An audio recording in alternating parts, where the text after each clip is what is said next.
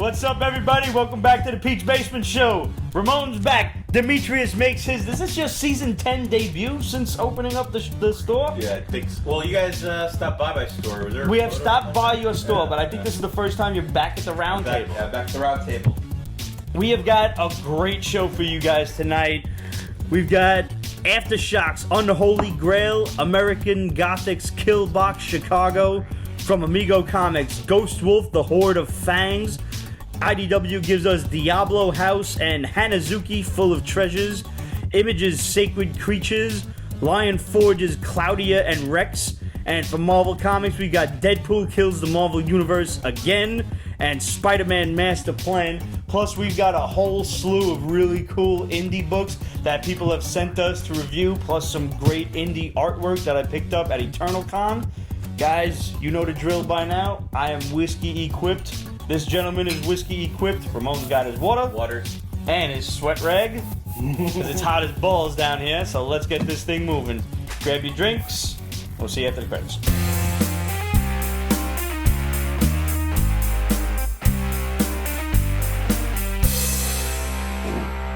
So, when are you seeing Homecoming? Tomorrow, 11:30. Tomorrow at 11:30. What about you? Did you get any like preview tickets on in the comic book store now? You're in the big leagues, cuz. No. I'm at the store. I'm looking at people in the computer screen every single day. He's seeing it right now. There's a cardboard cutout. Yeah. He's not really here.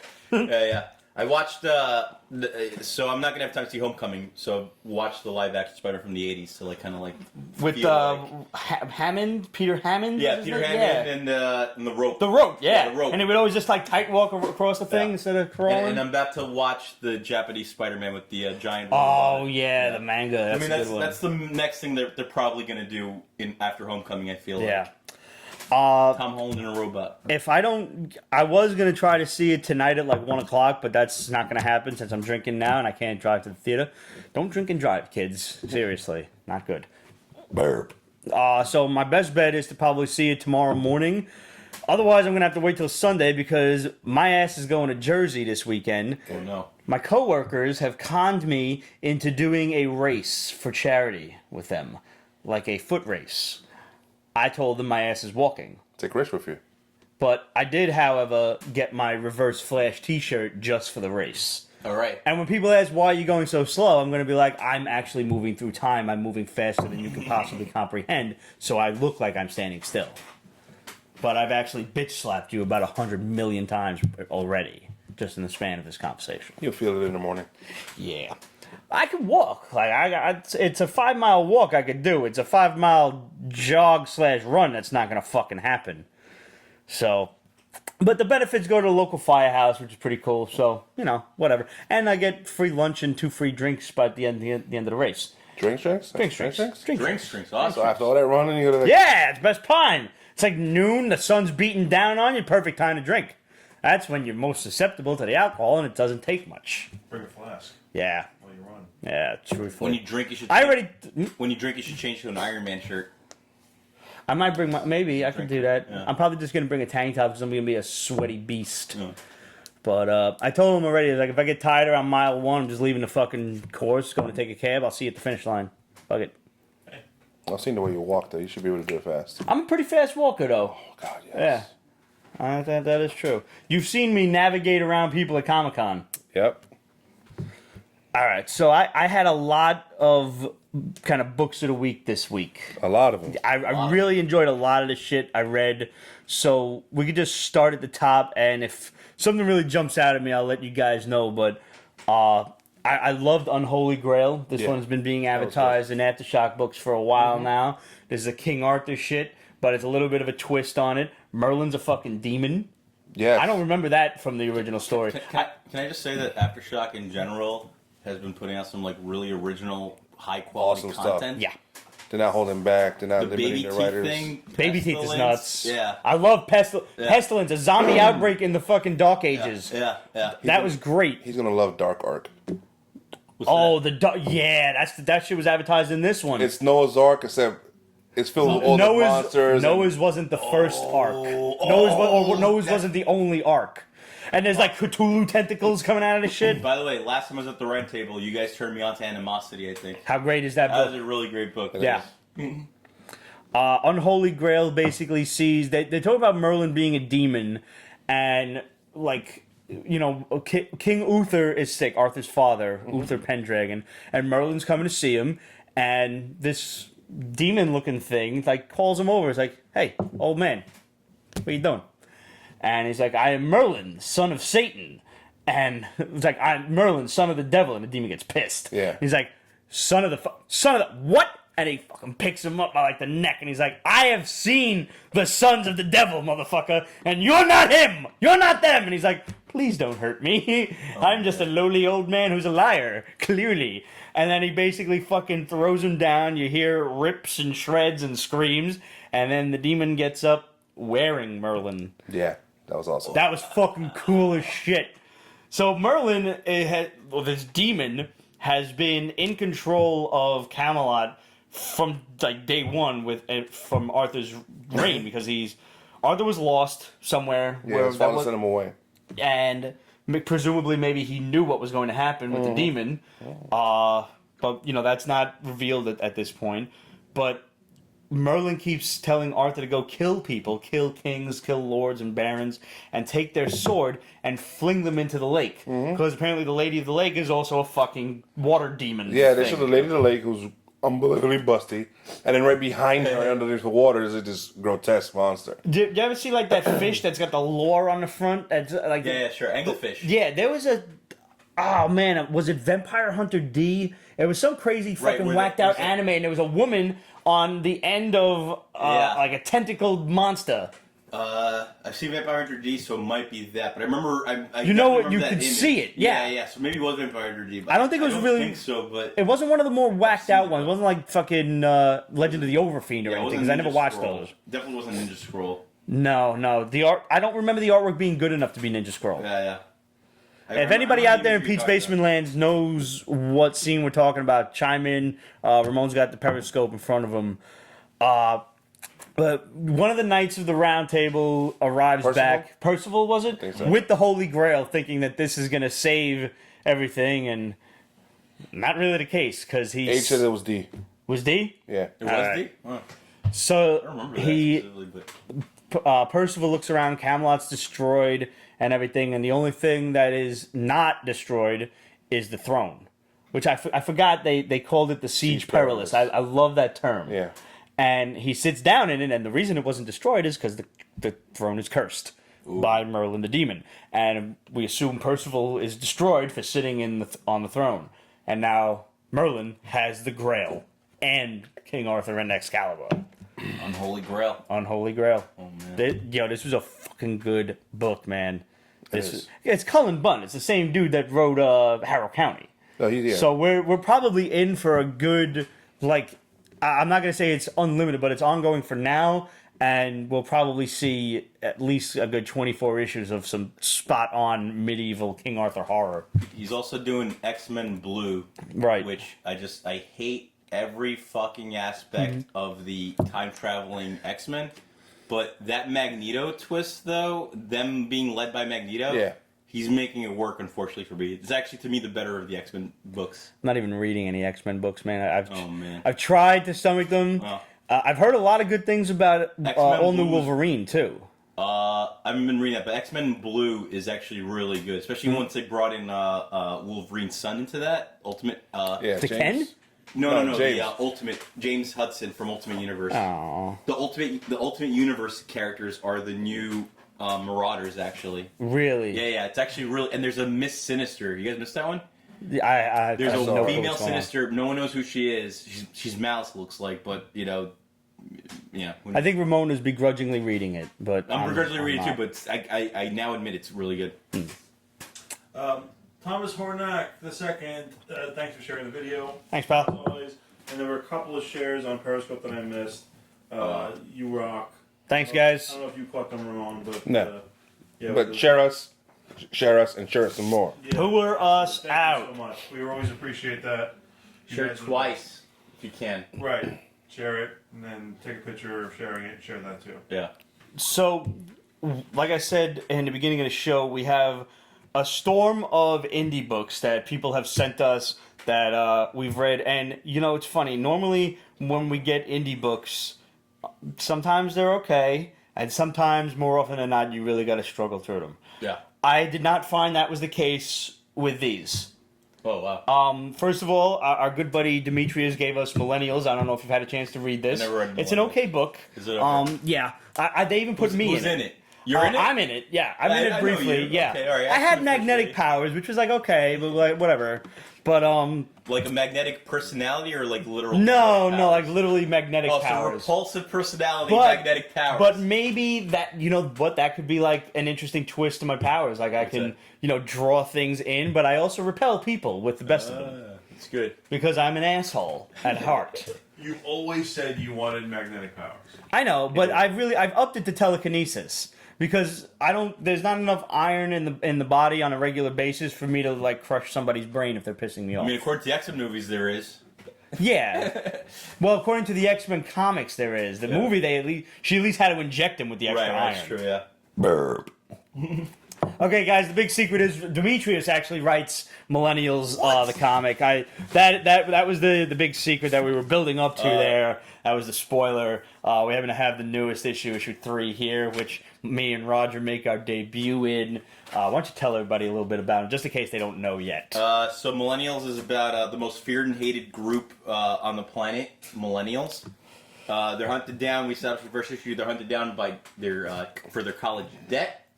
Their leader is the trust funder. In the 3rd issue, we meet the most powerful millennial of all, who never leaves his apartment.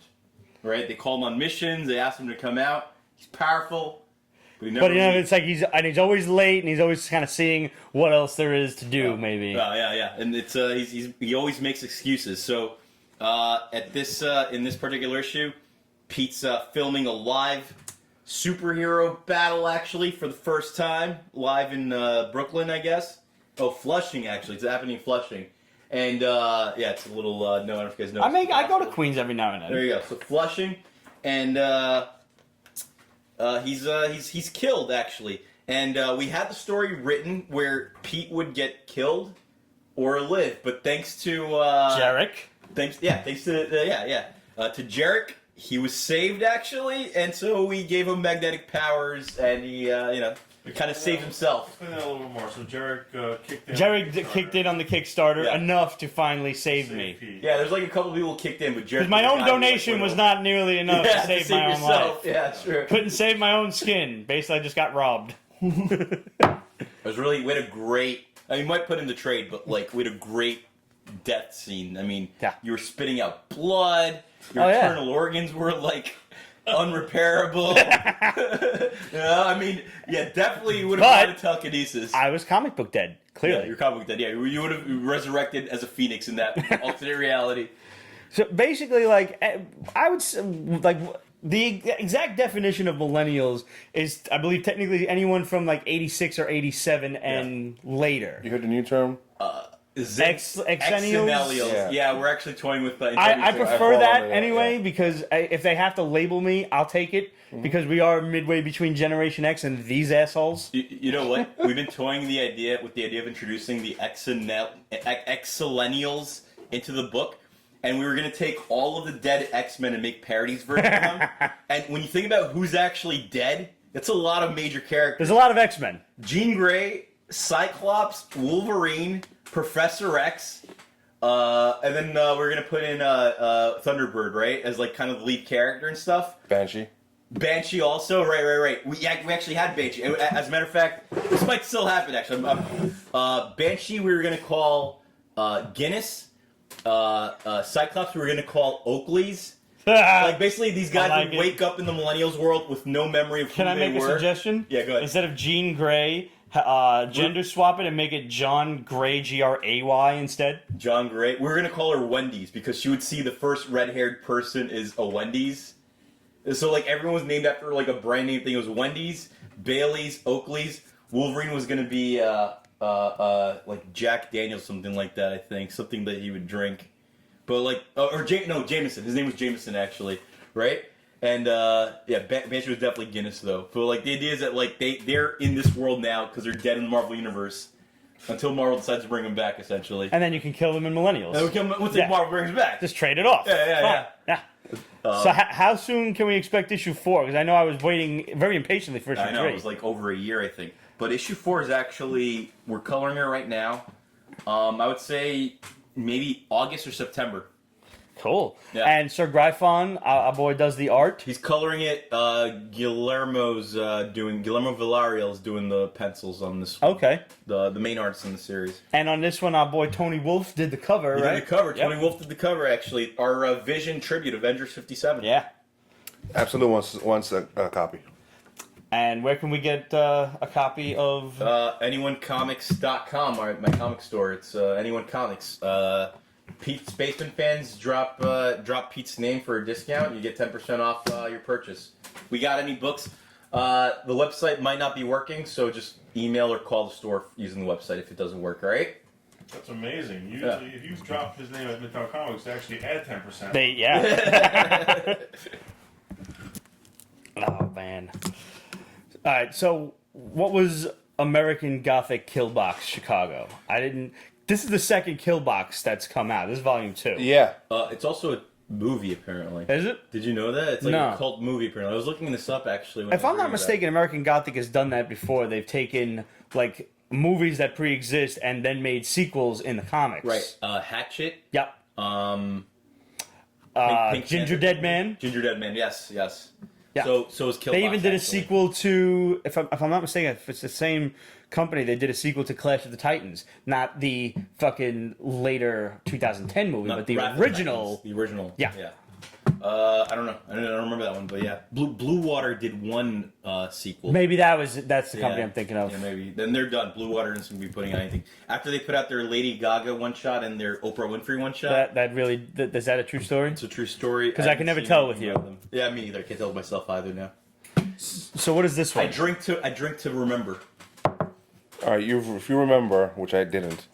At first I thought it was like some kind of documentary type comic book about crime in Chicago. It's like you know, Saw. essentially. There are certain blocks that they are Yeah. confined within. And it's a game. You had to kill each other certain Right. ways, certain methods, certain weapons. And people are watching this on like pay-per-view, if I'm not Yes, mistaken. yes. Right. So this is picks up right after the end, where a new one's starting in a different town, and Chicago. yeah, and it makes sense because Chicago. Some people from the last volume are returning, and chaos ensues. By the way, speaking of game shows and killing. No, I'm not going on Battle of the Network Stars. All right, fine. How about there should be a Running Man comic? Arnold Schwarzenegger, Jesse Ventura. Why isn't there a Running Man comic? That's man? true. There were comic characters in that one. They were great. I mean, clap if you love Dynamo. Who didn't love Dynamo? Right. He had light bulbs on his costume. Light bulbs, for God's sakes. That's going to happen this year? Is that like... That's supposed to happen this year, actually. Right? Yeah. Like that? Well, what's that? You posted that. 2017 is the year Running Man takes place. What? No Yeah, kidding! dude. I didn't Yeah. even... Really? Yep. Holy shit. Then we gotta recreate it here, man. How do we kidnap people and put them in a arena of gladiators? I'm pretty sure we just have to break people out of prison, Yeah. which seems dangerous, and then try to kill them in gladiatorial combat. Yeah. Which also seems dangerous, but far less dangerous than initially breaking them out of prison. Are you sure that shit ain't on cable already? I bet. I mean, if it's on, it's got to be on. And once again, we're back to they the have dark naked web. dating. They do have naked dating, Naked in the jungle. but they censor it, which is stupid. Yeah. And I'm pretty sure Peter Dinklage went on naked dating. No, that was a Saturday Night Live. Yeah, that was a skit. Oh, it was a skit. Yeah, Oh, with okay. Leslie Jones. Yeah. That was fucking hilarious. Then, once again, we come back to the dark web because Oh Jesus! it's got to be out there somewhere. Somewhere there have to be snuff films being made of people killing either prisoners or each other or That's something. fine. And fuck it, I'll watch it. We got Battle Royale, we got Hunger Games, we got Running Yeah, Man. the idea is out there. The idea's out there, yeah. Nobody got these ideas out of the blue. Well, They saw something. They saw something. Maybe Like we the guy in Close Encounters making the thing with the mashed potatoes. This means something. Or was that Weird Al?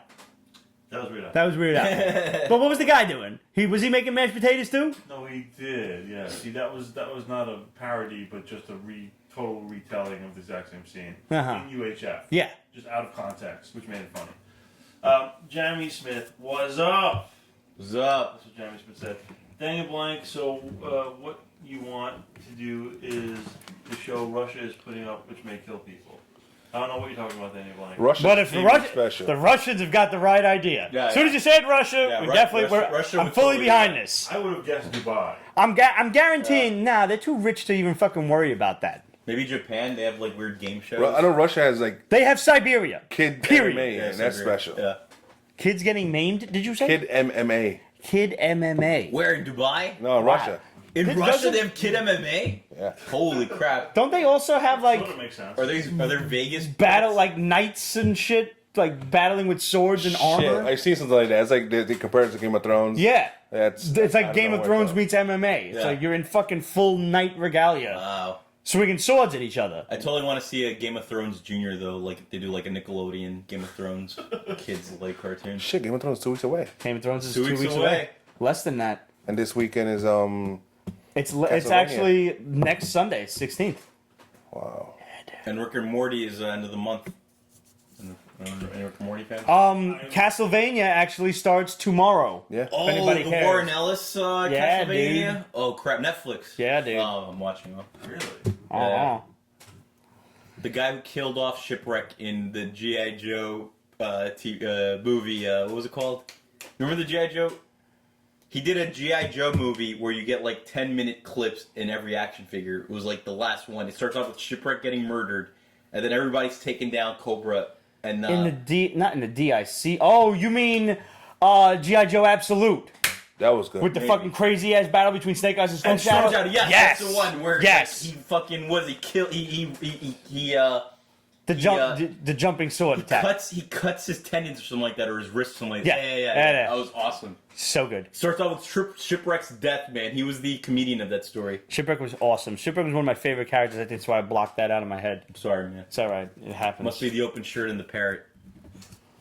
All these like bots that are coming up on Periscope, at least share the video, man. Share the video, bots. Hey, There's like a bunch of, Skynet. Are they share. giving us movies or porn? No, it's No, they're just saying hello. And they're like saying some shit. Yeah, right Show now. your tits. Wait, Roger. Let's not jump to conclude. Maybe it's real women here. I don't know. It's like 3 different pretend. Listen, if you're all real saying women the and exact not- same script, like If you're real women and not bots, email pictures of your tits to questions@peachbasement.com, and that will forward respectively to all of us. you fuck this Pete. What? The hackers got our information. That's what they got us. That's it. We're dead. Well, they probably knew where they could find us. Yeah, I guess That's so. true. According to Darth Myers, Hedge is Swedish. Is that right? Okay. Swedish. Swedish women? Wow. Ciao. I don't know. Ciao. Yeah, ciao. Bots. So, going back to your book for a second and really wanting to smack the shit out of just about any millennial that you find, Yeah. which you encounter them, especially living in New York, Yeah. all the fucking time. All the time. The story writes itself. But yeah. Millennials and hipsters seem to kind of Okay. The term is almost interchangeable as far as what true New Yorkers hate. Most hipsters are millennials, but not all millennials Are hipsters, right? Yeah. So it's a sub. No, it's like gravy and sauce. I completely understand what you're saying. Right, cool, Oh, cool. Jesus. But speaking of wanting to smack the shit out of people who are younger than you, Lion Forge's Cloudia and Rex. Yeah. This book does a really fantastic job of making you want to smack the shit out of a 12-year-old girl. Oh. Nothing wrong with that. Nothing. She's a total cunt. And I believe she's supposed to be. Because in the book, now, did you get a chance to flip through this I one? flipped through it, yeah. It's in one of these piles somewhere. Here it is. There you go. Did you get a chance to look No, through I this one? actually didn't. Check this out. The art looked great though. So, on one half of the story, this mom is moving her 2 younger daughters. One of them is 12, the other is younger than that. To a different town or a different state or something. The kid's upset. She's leaving all her friends and everything. I see Not talking to her Galactus is in mom. Yeah, we'll get to that. That's the kind of the cool twist on the story. Yeah. So the kid's all pissed off, and she's always on her phone, and her mom's yelling at her like, "Who's this boy texting you at midnight? You're fucking 12. Keep your fucking legs closed, you little slut." This and What? that. Not Really? really. No, that's just what I would Oh, say as yeah, a yeah. father. And I would say, give me the kid's number so I could fucking text him. You want to start sending fucking dick pictures? I'm going to send you a picture of a fucking hammock for I your think dick, you're you projecting too motherfucker. much, man. I might be. I have little nieces, and I got to look out for them. I'm definitely going to jail. Once they turn about 15 or 16, I think. Yeah. I think that's when I can effectively start killing any dude that they bring home. Oh my god, it'll be like Hunger Games, but like one-sided. They won't last. Oh, you know what? I'm actually good. Like, I actually have this planned out. Truthfully, if I can just digress for a moment, and You sure you want to have this on foot? yeah, no, I absolutely do. No, As a warning to the 15-year-olds. That is premeditated. I'm not. Yeah, no, I'm not gonna try to plead innocent. Like, let's be realistic. You're gonna try to maybe plead insane. Actually, I could probably testify towards the insanity. See, The dude gave me the Joker speech One from bad Killing day. Joke, and he believed it wholeheartedly. So I think you could pass a plea on innocent. thank you. And I think I insane. kind of did that one better than Mark Hamill. I think you might have actually. Hey, I always said I don't want my neighbors to have to go on camera and be like, nah, man, he was so quiet. We never saw this guy. No, he was fucking nuts. I'm surprised it took this long. I can't believe it. We saw this coming a mile away. Yeah. Anyway, what I want to do is take the youngin aside. It's like, you come to take my niece out? Come here. Let me show you. And I'm take him to my gun case. I don't have a gun case, but I intend to get one. And even if I don't have the guns out, You got a sword collection over here. yeah, but it doesn't work with the sword for Are you this sure, reason. man? I don't think. What I want to 15 do is I want to have just a full like magazine of bullets, and I want to take one of the bullets out of the mag, and I say, well, what was your name again? Oh, Mike. And I take a black marker and just IKE. I'll show it to him. Whoa. Show it to him, and I'm gonna put it back right in the case. Close the door, and I was like, and you fucking remember that's over there. Whoa. Have fun. Whoa. Get her home at 9:30. You ever saw Bad Boys 2? Yeah, no, me and Tom are gonna reenact that entire scene. Wow. Absolutely, I get to be Will Smith in this scene. Yeah. Whoa. So anyway, this kid's being a bitch about moving and everything, and yeah, sure, she's 12 years old. Her entire world is collapsing down around her ears. Yeah. On the other hand, there is like this nexus of points, this nexus of time where all gods exist. There's Thanatos running around with his fucking skeleton head. Whoa. Thanatos is the original god of death. There's his twin brother. What the fuck was this guy's name? The god of sleep. Oh. I can't remember Morpheus. his blasted name. It might be Morpheus. He calls him something. Oniros. I can't remember his blasted name. That's fine. Keep going. Yeah, well, shut the fuck up, Ramon. How about that? Dreamos. So either way, SpaghettiOs. it actually might be Morpheus, who is just a glob. Like, you remember Boy and His Blob from Nintendo? Oh, yeah, That's sure, kind of what he absolutely. looks like, with a Oh, little like human floating inside, sleeping. And he is like, yo, dude, wake the fuck up. The Seraphim are attacking us. Oh, And the shit. Seraphim are these many-winged angel things with which all eyes all over their bodies. Whoa. And they are attacking all of the gods, but they're not killing them. They are Cloudia like and Rex. Sorry, somebody asked. Cloudia and Rex. Yeah. Not Collier. Yeah, Collier dude, is a street in Brooklyn. This book sounds a lot deeper than a kid's book. Yo, is totally. expected. Yeah, absolutely. It's not a kid's book, I don't think at all. No. Line Forge Roar is definitely the kids' line. Really? Actually, yeah. Seems a bit weird, man, because there's I haven't even gotten to the truly deep shit yet. So the gods all run to this original god of time, not Kronos, but somebody else, Zerzan or something like that. And they tell him, like, you got to open the portal to Earth. And he's like, I can't do that. Like, I can't let you guys on Earth. And he's like, if you don't, there's not going to be anything left. You're going to fucking cease to exist. You're the god of time. Surely you must realize you're going to stop existing after this. And he's like, oh, dude, Hypnos. you're right. Hypnos, god of sleep. So he teleports all of the gods to Earth, who take the entire essence goes into this little girl and her sister. The 12-year-old? Yeah, the 12-year-old girl and her sister. Well, do you like her now? She's gonna get cool. Okay. Because she realized she's got some pretty dope-ass new powers. And the gods can talk to her through her cell phone. So all of the little gods, all the different gods are apps on the phone. So, which is probably where we get the kids' imprint from, you know. So Thanatos, Oniros, and SpaghettiOs are all in the phone? I would love to have the power of SpaghettiOs. SpaghettiOs, he's the best god. I'm going to be totally honest with you guys right now. I'm going to let you in on a bit of a bane of my own existence. I am a hardcore Italian. I love Sunday gravy. I love fucking macaronis for dinner. Never called it pasta. The only time I ever used the term pasta was when I referred to little shit you put in soup. Everything else was fucking macaronis. Yeah. I love SpaghettiOs. I love them. Wow. Fucking love SpaghettiOs. Whoa. I hate myself for it.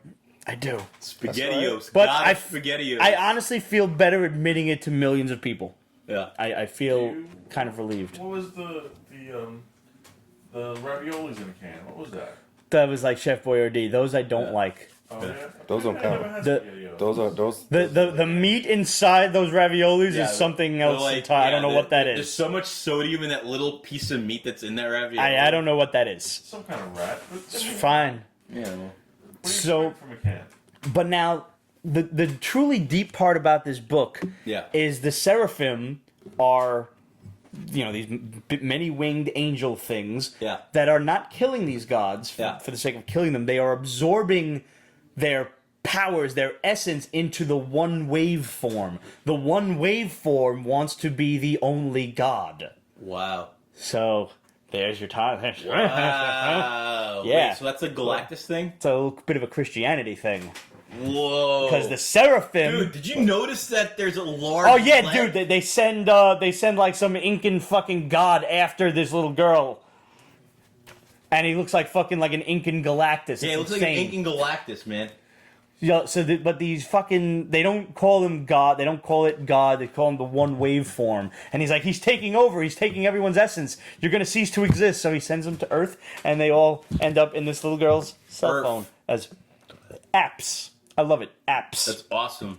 Her sister is possessed by Hypnos, and because she's dreaming and she loves animals and specifically like dinosaurs and shit, Yeah, explain she it. turns into a prehistoric furry rhino.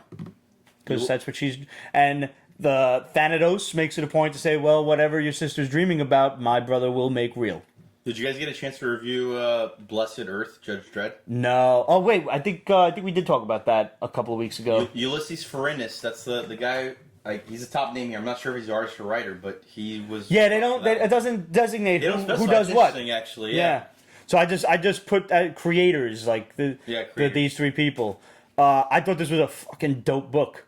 I loved it. Sounds good. And I Sounds think great. You it's sold to me. I think it's a bit deep for kids. You're absolutely right, Yeah, but yeah. I can also see the childish angle, especially with like the phone and the apps thing. I mean, that's what you do for kids, right? You introduce deep ideas, but you like slowly ease them into it, essentially. No, well, that's what our cartoons did when we were kids. Yeah, right? G.I. Joe taught me so much. Yeah, taught you how to buy Snake Eyes with Timber action figures. G.I. Joe taught me that the Constitution is the oldest ship still on active duty in the U.S. Navy. From Sink the Montana, same episode. I also learned about Sink the Bismarck, which is what it was fucking named for. I learned never trust a Ruski because you could say things like that in the 80s. Yeah. I learned that drugs are the one thing that Cobra and G.I. Joe will unite Against, yes, the headman reigns supreme. until Cobra decides to take control of the drug Industry themselves, themselves. Yeah. Can I plug a quick thing Absolutely. regarding Lionforge? Yeah. If you guys follow Anyone Comics, which is my store on social media or whatever, next Wednesday, Damien Scott, artist on the Catalyst Prime XL, is going to be graffitiing up our store, and we're going to try to live stream it. If anything, we'll have pictures at the very least. Live streaming is possible too, though. He's gonna legally be graffitiing the store. Legally being graffititing with my permission and everything. He's gonna. He didn't come in and threaten Dimitrios like, I'm gonna fucking tag up the store. No. It's gonna be. He's got a great. This dude drew Batgirl and Robin during the No Man's Land era. And I he's doing remember that Excel, and Excel is. We pretty reviewed awesome. Excel several weeks ago. It was the Speedster book that we all really liked. New Yeah, he original ends up Speedster getting beat book. up all the time. Yeah. And heels, Yeah. and that was interesting. I went into that book not thinking I was gonna like it, What and time? loved it. 8 a.m. to noon, and then he's gonna be signing at the store from noon to 1 Excel issues. Cool. Wait, he's doing the front gate? He's doing a front gate. It'll be you come in with your coffee. If you guys live in Brooklyn or whatever, New York, walk by, you'll see him like tagging the front gate. Cool, So when stores close, you'll see his artwork up there. This is probably the day after the episode comes out on YouTube. But what do you know what day is that? Like The That would be 12th, Wednesday the 12th. Yeah, July the 12th. July the 12th, guys. July the 12th. Do you know what he's gonna draw on the? No, thing? actually, Is there he kind of hasn't shown me. story And I at the end? actually kind of wanted to be a surprise about. That's it. cool. I'm sure it's gonna be good. But yeah, he excels through Lionforge. Some guys are doing Cloudia and Rex, and I'm liking everything Dicks you guys and are doing. capes all over. I hope it's not dicks. I hope Tits and capes. All right. Well, you know what? It's a kid-friendly environment. Just capes. Yeah. Can we just keep it a capes? Invisible tits and capes. Just imagine. You'll never know. Well, everything. Blacklight. Yes. Oh my gosh. Yo, they have that shit. Fucking invisible paint and whatnot. It's pretty crazy. Oh, man. So, let me tell you guys real quick about Eternal Con. Did you get a chance to go last week? Dude, To National Coliseum? Never assume I have a social life at this point. Fair enough. I don't leave the store. Probably the coolest thing to happen at Eternal Con was I got to meet Helen Slater. And I got a signed picture. I also have a picture of me with she her. hasn't aged at all. She really did. Well, this one, no. But she really still looks She does. absolutely fantastic. She's good, yeah. She's still so hot. I mean, she's not a Supergirl. She's very quiet, actually. And it could have been the weird neck beard, like, mouth breather that was in front of me, who didn't purchase anything at her stand and just kind of wanted to tell her how he used to like Supergirl back in the day, and then fucking shuffles away. Oh, man. I'm like... You know what? A neckbeard, Alexander Luthor in the 90s, in relation with Supergirl, he literally had a neckbeard. Yeah. It was horrible. Red neckbeard. Yeah, I don't think this guy had a neck beard, but he was definitely a mouth breather. Like, you could tell by the way he talked. And Helen, if you're watching, on behalf of all nerds, the cool ones apologize. It's cool that she's still doing that. Cause she's collecting a check now regularly. So technically, she doesn't. This was actually the first time that I've ever seen her at a con. So that was my sole reason for going to the convention, was actually to just meet her, and got to see another bunch of cool. Yeah, I wasn't in a position where I could be buying back issues or anything like I usually like to do, and plus the fact, holy fuck, some of the worst presentation of comic books I've ever seen in my life. What do you mean, like new comics? Okay, the entire convention was fucking polar opposites of each other. The comic books were either dollar bin things that smelled wet. You know, like when comics get wet. Oh, I feel like maybe it was like they were in a fucking basement or something from sandy. Not that maybe the books themselves got wet, but they were definitely in a place with moisture. Because the whole fucking place smelled like moisture. Like Silence of the Lambs comics. Like it puts the fucking lotion on its pages or it gets the hose again kind of thing. Or they were just charging such exorbitant prices for they were clutching at straws kind of prices. And I'll never forget this in my life. Walking towards the one end, and I don't know, I saw one reputable dealer that I saw at like NYCC, let's say. Yeah. Everybody else never fucking seen before. Yeah. One person has old comics and shit and pricey books. Nice. They're on the wall on like a little makeshift shelf. Yeah. And duct taped to the wall with a string, and they're fucking like, let me find a piece of shit book. How about this Spidey one? And they're just fucking hanging over like this. Early reviews. I swear to God, they're hanging off the thing. Oh my God. And I'm they're looking. Not bags and boards? They're in bags and boards. But that's how bad they... There's a little piece of string like holding them onto the wall. Yeah. And I'm looking, and I'm like... It's tragic. One of the books I saw up there, aside from like Ninja Turtles 3, the person had, a couple of other first appearances throughout the Bronze and Silver Age, this motherfucker had a Captain America comics number, Captain America's Weird Tales. I think it was number 71 or 73. Wow. Yeah, sure. This is a 5K book. Anytime you find it. Yeah. Because it was one of the only ones that... Low print run, and it was the only one that did the EC style cover. Right. With the title at the top boxed out and everything. The Red Skull looks like a phantom. A lot of those stories, the Weird Tales ones, didn't even have Captain America in them. It was all horror stories. This book is hanging over the side of the book. And I woke up and I was like, is that a real Captain America's Weird Tales? And she's like, oh, I don't know, the guy just went for lunch. And she takes a look on the back of it, and she's like, oh, yeah, it's real. And I can only imagine what the price tag was, and I didn't even ask her. Because at this point, I'm like, you just took $3,000 off the book by letting it hang like that. And then you put it back like that, too. I'm like, I can't with this. I felt like a fucking teenage girl. I can't even. I can't even. Oh, my God. You're like Claudio and Rex. Bro, forget it. Barbara Eaton was there. That was really cool. Ooh. We met a whole bunch of really great artists there, indie artists, and one of them was Tattoos by Kieth, who has been busting our fucking chops on Periscope for ages. He's not watching the show right now, Tattoos. I hope he's watching. He hooked us up with some really cool Tattoos, drawings. all the things she said running through your head. Oh, those are cool. Dixie wrecked. Dixie fucking wrecked. It's actually really good, actually. Yeah, he's really cool, man. Does And he he's a only cool do tattoos, or fucking does dude. he like do comics? He does tats up in the Bronx, as far as I know. That's all he does. All right, I'm gonna hit him up. I need a new one soon. We met Jason. I'm gonna butcher your last name. Quinones. Quinones. Quinones. JQ. There you go, JQ. There we go. From Jason Cartoons on Instagram, and we picked up Man Boy and Friends. Now, if you want to read a funny book about basically like the wiles of the stereotypical comic geek, Man Boy is the short comic for you. Nice. He also prints his own book called Beer and Cookies, which, if you've never actually had beer and cookies, it's a truly great manly snack. I have had vanilla Oreos and Heineken. It's delicious. I don't dunk the Oreos in the beer. I want to make that clear. That is a milk beverage only kind of thing. And these books consist of little comic shorts. Some are like parodies of actual characters that are being done. I actually only got a chance to read the first one. So here, let's trade off so I know what I'm talking about.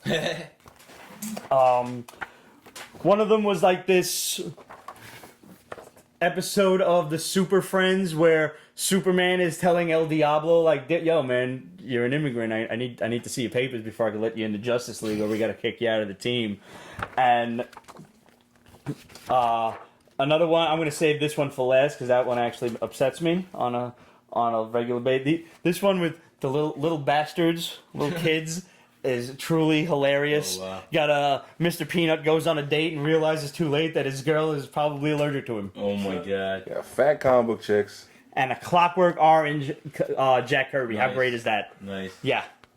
This screams you, Raj. Yeah, dude, Roger would absolutely fucking love this one. How about this one? This is awesome. This kid just all of a sudden his stomach explodes and his sister's like, I told you not to go swimming right after you ate. Oh man.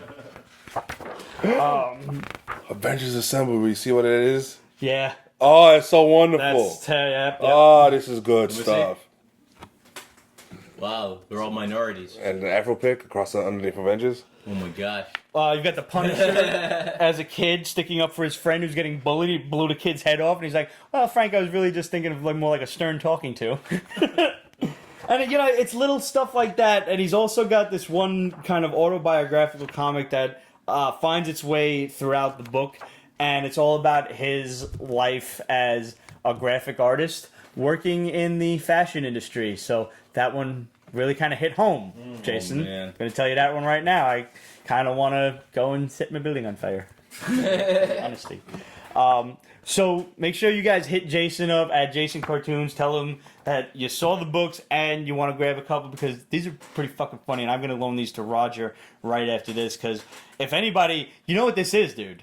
Strip magazine. Strip Magazine. Yeah, I know. Yeah. I kind of wish we knew Jason back then. And we could have... We do know him now. The quality of this is just awesome too. It's really good paper quality. Yeah, and no, it's, seriously. you know what I like too is the cartoons are very consistent. Like he explores a lot of different styles. In like that Jack Kirby shit with Clockwork Orange is fucking on It's point. brilliant, yeah. And yet, but when he draws like the little cartoons of the superheroes, that style is the same. I also picked up this particular print, and when I show it off, you'll understand why. Doctor Who's Excellent Adventure with David Tennant and Matt Smith. I needed to get a hold of this one. And as soon as I find some room, this one's going up in the basement. This one's mine, fanboys. Nice. I'm saving room over there. That's why that is open. Okay. I'm saving that Librarian for... Kate ordered it. What? She ordered it. Helen Slater. No, you're not saving for Helen. No, Helen's going over there. That's where the autograph pictures are. Oh, See, I hung those up. Oh, I see. We met our boy from Man Designs. And I grabbed this Oh, that's awesome. Whoa. Demigorgon, fucking Todd McFarlane. Yeah. Spider-Man #1. Yeah. So that's going over there. Oh my Rightfully god. so. Yeah. Damn, yeah. No, that's Pretty tell you the damn truth. cool. It makes G.I. Joe stick out over there. Yeah. Wow. So I did a little pre-decorating downstairs, and he also he gave us this really cool Captain Negan. Oh my god. I picked up a Da Vinci Voltron. Oh, that's nice. Yeah, it's fucking dope. And I got Ramon one too. And I made him sign it to Ramon. Keep it gassy. Oh Belcher my god. from Masters of the Universe. Nice. I love that show. He-Man? Bob's Burgers. Oh. Well, of course. He-Man's. Thank you. You're Thank you very welcome, much. sir. You're welcome. I had to. Keep it gassy. Oh my god. Oh man, I picked up a bunch of other cool shit, which we're gonna talk about in a little bit. Right now, I want to talk about IDW's Diablo House. First of all, there's a lot of real shit going on in this, like the buildings that they're referencing. This book and screams stuff. you. Oh yeah. I didn't catch it, but I was under the impression that it was a like a kind of Tales of the Crypt Keeper type of story. Is that Tales what from it the is? Crypt, Tales from the Dark Side kind of thing. So, like, is a surfer guy on the cover part of the story? Is he like? Yeah, he's your narrator. He's your host. He's That's awesome. taking you on a tour through the I house. love that it's a surfer. Actually, Yeah. that's original. And he seems to be some sort of demon or whatever, and he's Alright. taking you through Diablo House, which is owned by this guy, Mr. something Diablo, whatever his first name is, I don't remember. And he's like, but, you know, and he's explaining to you the architecture and what the house was derived from, which is this actual building that was built by this like 17th century architect, and you can see where the designs go back and forth, and they flash you like a drawing of the actual building, and what that actual building is, I don't remember. You'll just have to get the book on your own. Diablo House. But the architect is real, the building is real. Okay. And they also reference a cathedral in Spain that, much like Inspired that this one, yeah. is never done with construction, because this thing has like been being built for like 200 years or some shit like this. Whoa. Very famous cathedral in Spain. So he's like, but, you know, enough about, you know, the house. Let me show you what you're really here for. One of the doors of hell. And he takes you through, and that's when your story starts to unfold, where you have these, like, childhood lovers. They met in kindergarten, grew up high school sweethearts, and they get married, and everything goes to hell. Everything goes to shit. Oh, yeah. Like, they're not... marriage, you know? Right. Am I right, Roger? Marriage? They're not making Ramon? any money. This guy's working at a fish taco stand, and, you know, through however many people might have gone into Diablo House and signed some contracts that maybe they shouldn't have signed. Uh-oh. Good things happen, and then bad things happen. Oh, man. I'm not going to spoil any of this part for you. That was a good twist. Yes, it I didn't was. expect that. What was the twist? I'm not going to tell you. No spoilers on this one. No spoilers on this Tell you one. once the camera's off. Yeah. Oh, man. I don't want to tell them. I'll tell you. Oh, man. Uh, Dude, I want to read Diablo House. It's really good, and I was worried because the story actually concluded. Yeah. When was the last time you read a cover to cover book that was beginning and ended? Right. Belfry, Gabrielle Hardman, Image Comics, He would have an answer. February. If anybody had an answer, it was him. I was concerned that it was a one shot. Wait. Spider-Man Master Plan had a conclusion. When we get to that later. No, we shouldn't even bother. I know. No, it actually it ended just like a Tales from the Crypt story. Nice. And that see you next time. See you next Yeah. issue. It says it's tons of doors. Right. Aren't So- they supposed to do a Tales of the Crypt TV show? That got canned. What? Yeah, because M. Night Shyamalan doesn't fucking know how to do Tales from the Crypt. When there was going to be no Crypt Keeper, I was already against it. How does he There still was work? going to be no Crypt Keeper? Nope. How does he still get work? I don't know. I heard the last shit was good. Split? Split. Yeah, he started a Shyamalan universe because Split takes place in the same place as As Unbreakable, and the next one's going to be a sequel to the both of them. Let me tell you something. You guys remember Unbreakable? Sure. All right. Pete's Basement Bomb. I'll give you a Pete's Basement Bomb. All right. This is all conjecture, but Unbreakable. It's about a guy who's unbreakable or whatever, and Mr. Glass in a wheelchair, like, essentially created him, correct? Okay. And now Split is about a guy with multiple personalities who's also, like, I guess, in this Project Avenger Shamalaya universe thing, right? Doom Patrol Grant Morrison's run had a twist, and where the Chief actually created Robot Man, whose Robot Man is actually technically Cliff Steele's actually unbreakable, technically, right? Right. And they also have featured on that team Crazy Jane, who's got 64 personalities, each one with their own superpowers. M. Night Shyamalan is ripping off the Doom Patrol. Are you reading the new Doom Patrol? Yeah, it's okay. A guy on Twitter told me it was fan really fiction. good. I said I can't deal with it. It's really good, but it's like you got to read the Grant Morrison stuff to appreciate it. And so Which I never did because we all know how I feel about Grant Morrison. I love Grant Morrison, I know. but I'm not holding it against you. But I like you otherwise. I like it, but I will never give like a perfect A score or anything where they force you to read something else to appreciate what they're doing. Okay. That's true. That bugs me too. Yeah. I can understand that. So, guys, go out and pick up Diablo House. You definitely could do a lot worse. IDW makes it a point to say, like, in the afterword, how, like, when they were first coming out, they were doing so many horror books that they kind of became the publisher that really brought back the horror genre. I mean, Dark Horse. But IDW did give us Lock and Key, which I don't true. know. I'm kind of glad that I waited so long to read, because then I could just skim right through the whole thing and nonstop. Because if I had to wait month to month, like I would have gone nuts. Yeah, you would have. That's a good series though. Jonah Hill, man. Phenomenal series. Joe Hill, rather. Joe Hill. Jonah Hill is the former fat, now skinny, weird-looking guy because he's skinny that used to be in Superbad. Just looks weird skinny. This does. I don't know. Isn't he a hot dog in that movie? Oh, God. Sausage Fest? Have you ever watched Sausage Fest? It's as bad as you would imagine. I imagine It's like every joke you come up with as you're high. It is irreverent to the point. Like, see how Shirtless Bear Fighter was hilariously irreverent? Yeah. This is the opposite of that. It's challenging. Watch it though, because it's an experience. My life is a sausage party. I'm not gonna watch it. You should watch it. I'm not saying you're gonna laugh, but watch it. All right. How's it compared all to right. the one with I haven't the watched- balls on his chin?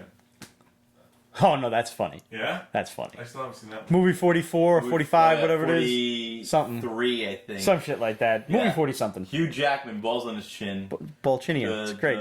It's fucking great. The pubic hair falls in the It's so very disturbing. beginning. Oh, yeah. Oh man.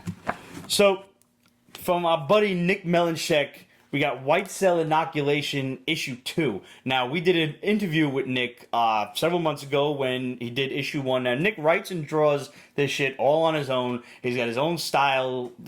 That's kind of it's kind of a cross between Metal Gear. Yeah. If Alex Mayleave were drawing Metal Gear, Like I think Ashley Woodish. yeah. Yeah. And I like how, depending on where the scene takes place, there are these two kind of warring factions. You've got the West, who are the bad guys. They're the big government control. And then there's the Nexus, who are the rebels. And when the Nexus are talking, when it's in their home ground, it's blue. And when the West is talking, it's like an orange kind of base. Very cool. Like, so at least you know where people are in terms of like who's talking, what's going on. Some comic books just give you a million characters and like figure it out. Because there's a lot of fucking characters, I'm going to tell you right now. Now, in the first issue, we met Ghost, who was like fucking Solid Snake kind of thing, and he's, he's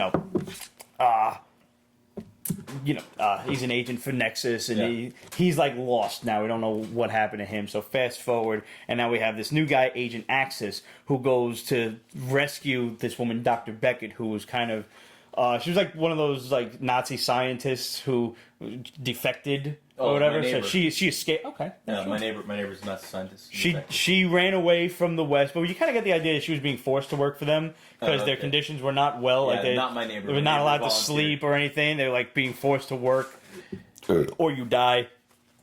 So he had to go rescue her from the other West soldiers, and he's working under this guy, Colonel Vox, who may or may not be a traitorous scumbag or not.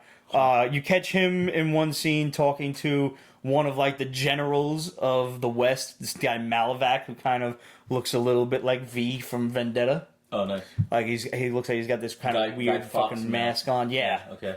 So We don't know really. Malavac's definitely a bad guy. We don't know what's up with Colonel Vox because I made sure to ask Nick, like, afterward, like, hey, what's going on with this? What's going on with this? And he's like, okay, we don't know that yet. We don't know this yet. I'm like, all right. So does he know or does he not? He knows. We don't know yet. Okay. But issue 3 is coming out very soon. And you can get these at freefallcomics.bigcartel.com. No, he is not in league with any Colombian drug dealers. I was gonna say, Dimitrios. that's exactly what I was gonna say. I know it was. Oh, man. I know. I can hear you. That's scary.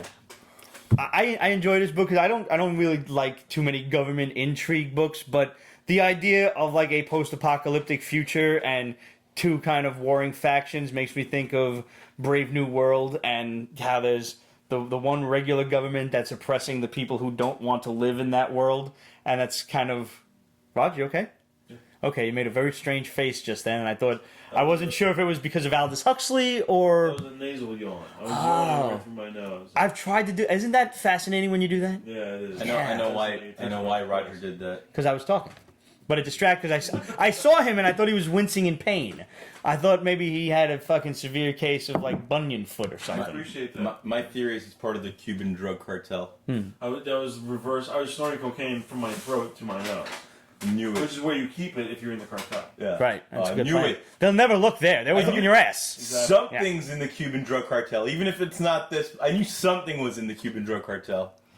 But I do like this book. I don't usually get into government intrigue stuff, but the idea of 2 different warring factions in a post-apocalyptic world kind of reminds me a little bit of like an Aldous Huxley Brave New World kind of thing, where you've got your one established government that kind of may or may not be doing shit ideally the way it should be, and then you've got your other people who are being oppressed and trying to be shut down, or who are rebelling against it. And even though the savages in Brave New World were not rebelling, they wanted fucking nothing to do with it. You know what it reminds me of? It reminds me of The Running Man.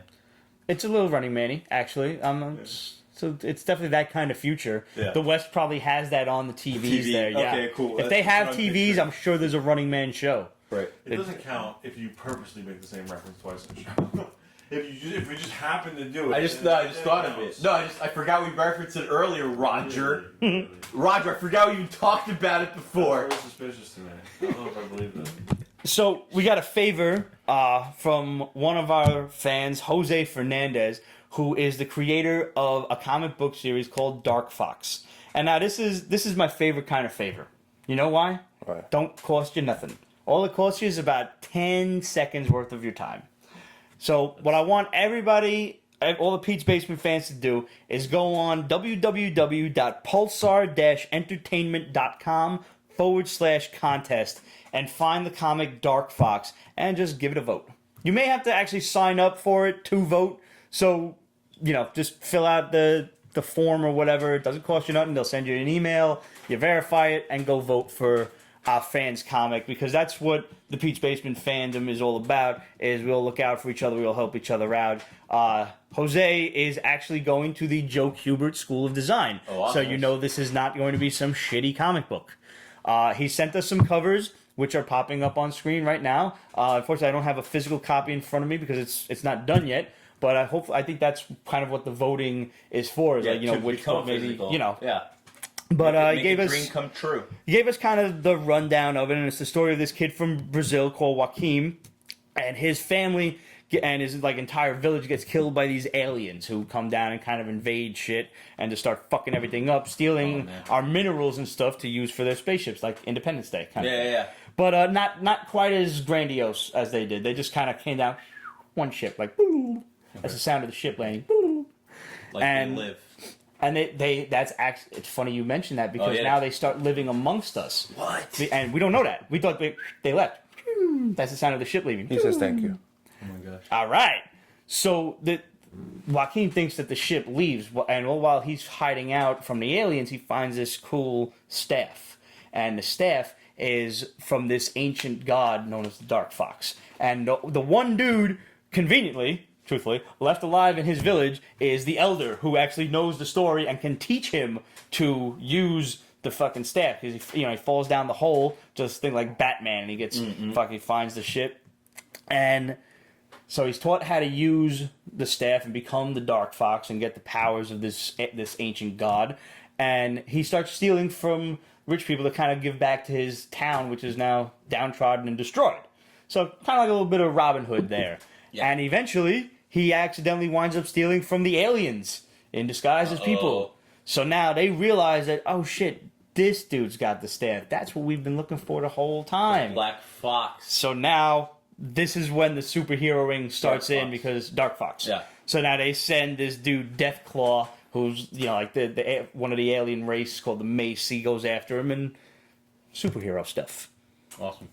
Jose, if you want to comment the link, please do so on Periscope, or if you want to. And somebody asked, what was the name of the book? Liberian K asked Darkfox. It's called Darkfox. Darkfox. And the website, once again, is Pulsar, PULSAR-entertainment.com/contest. Just go sign up real quick and give it a vote. Yep, feel free, post it on Periscope if you like.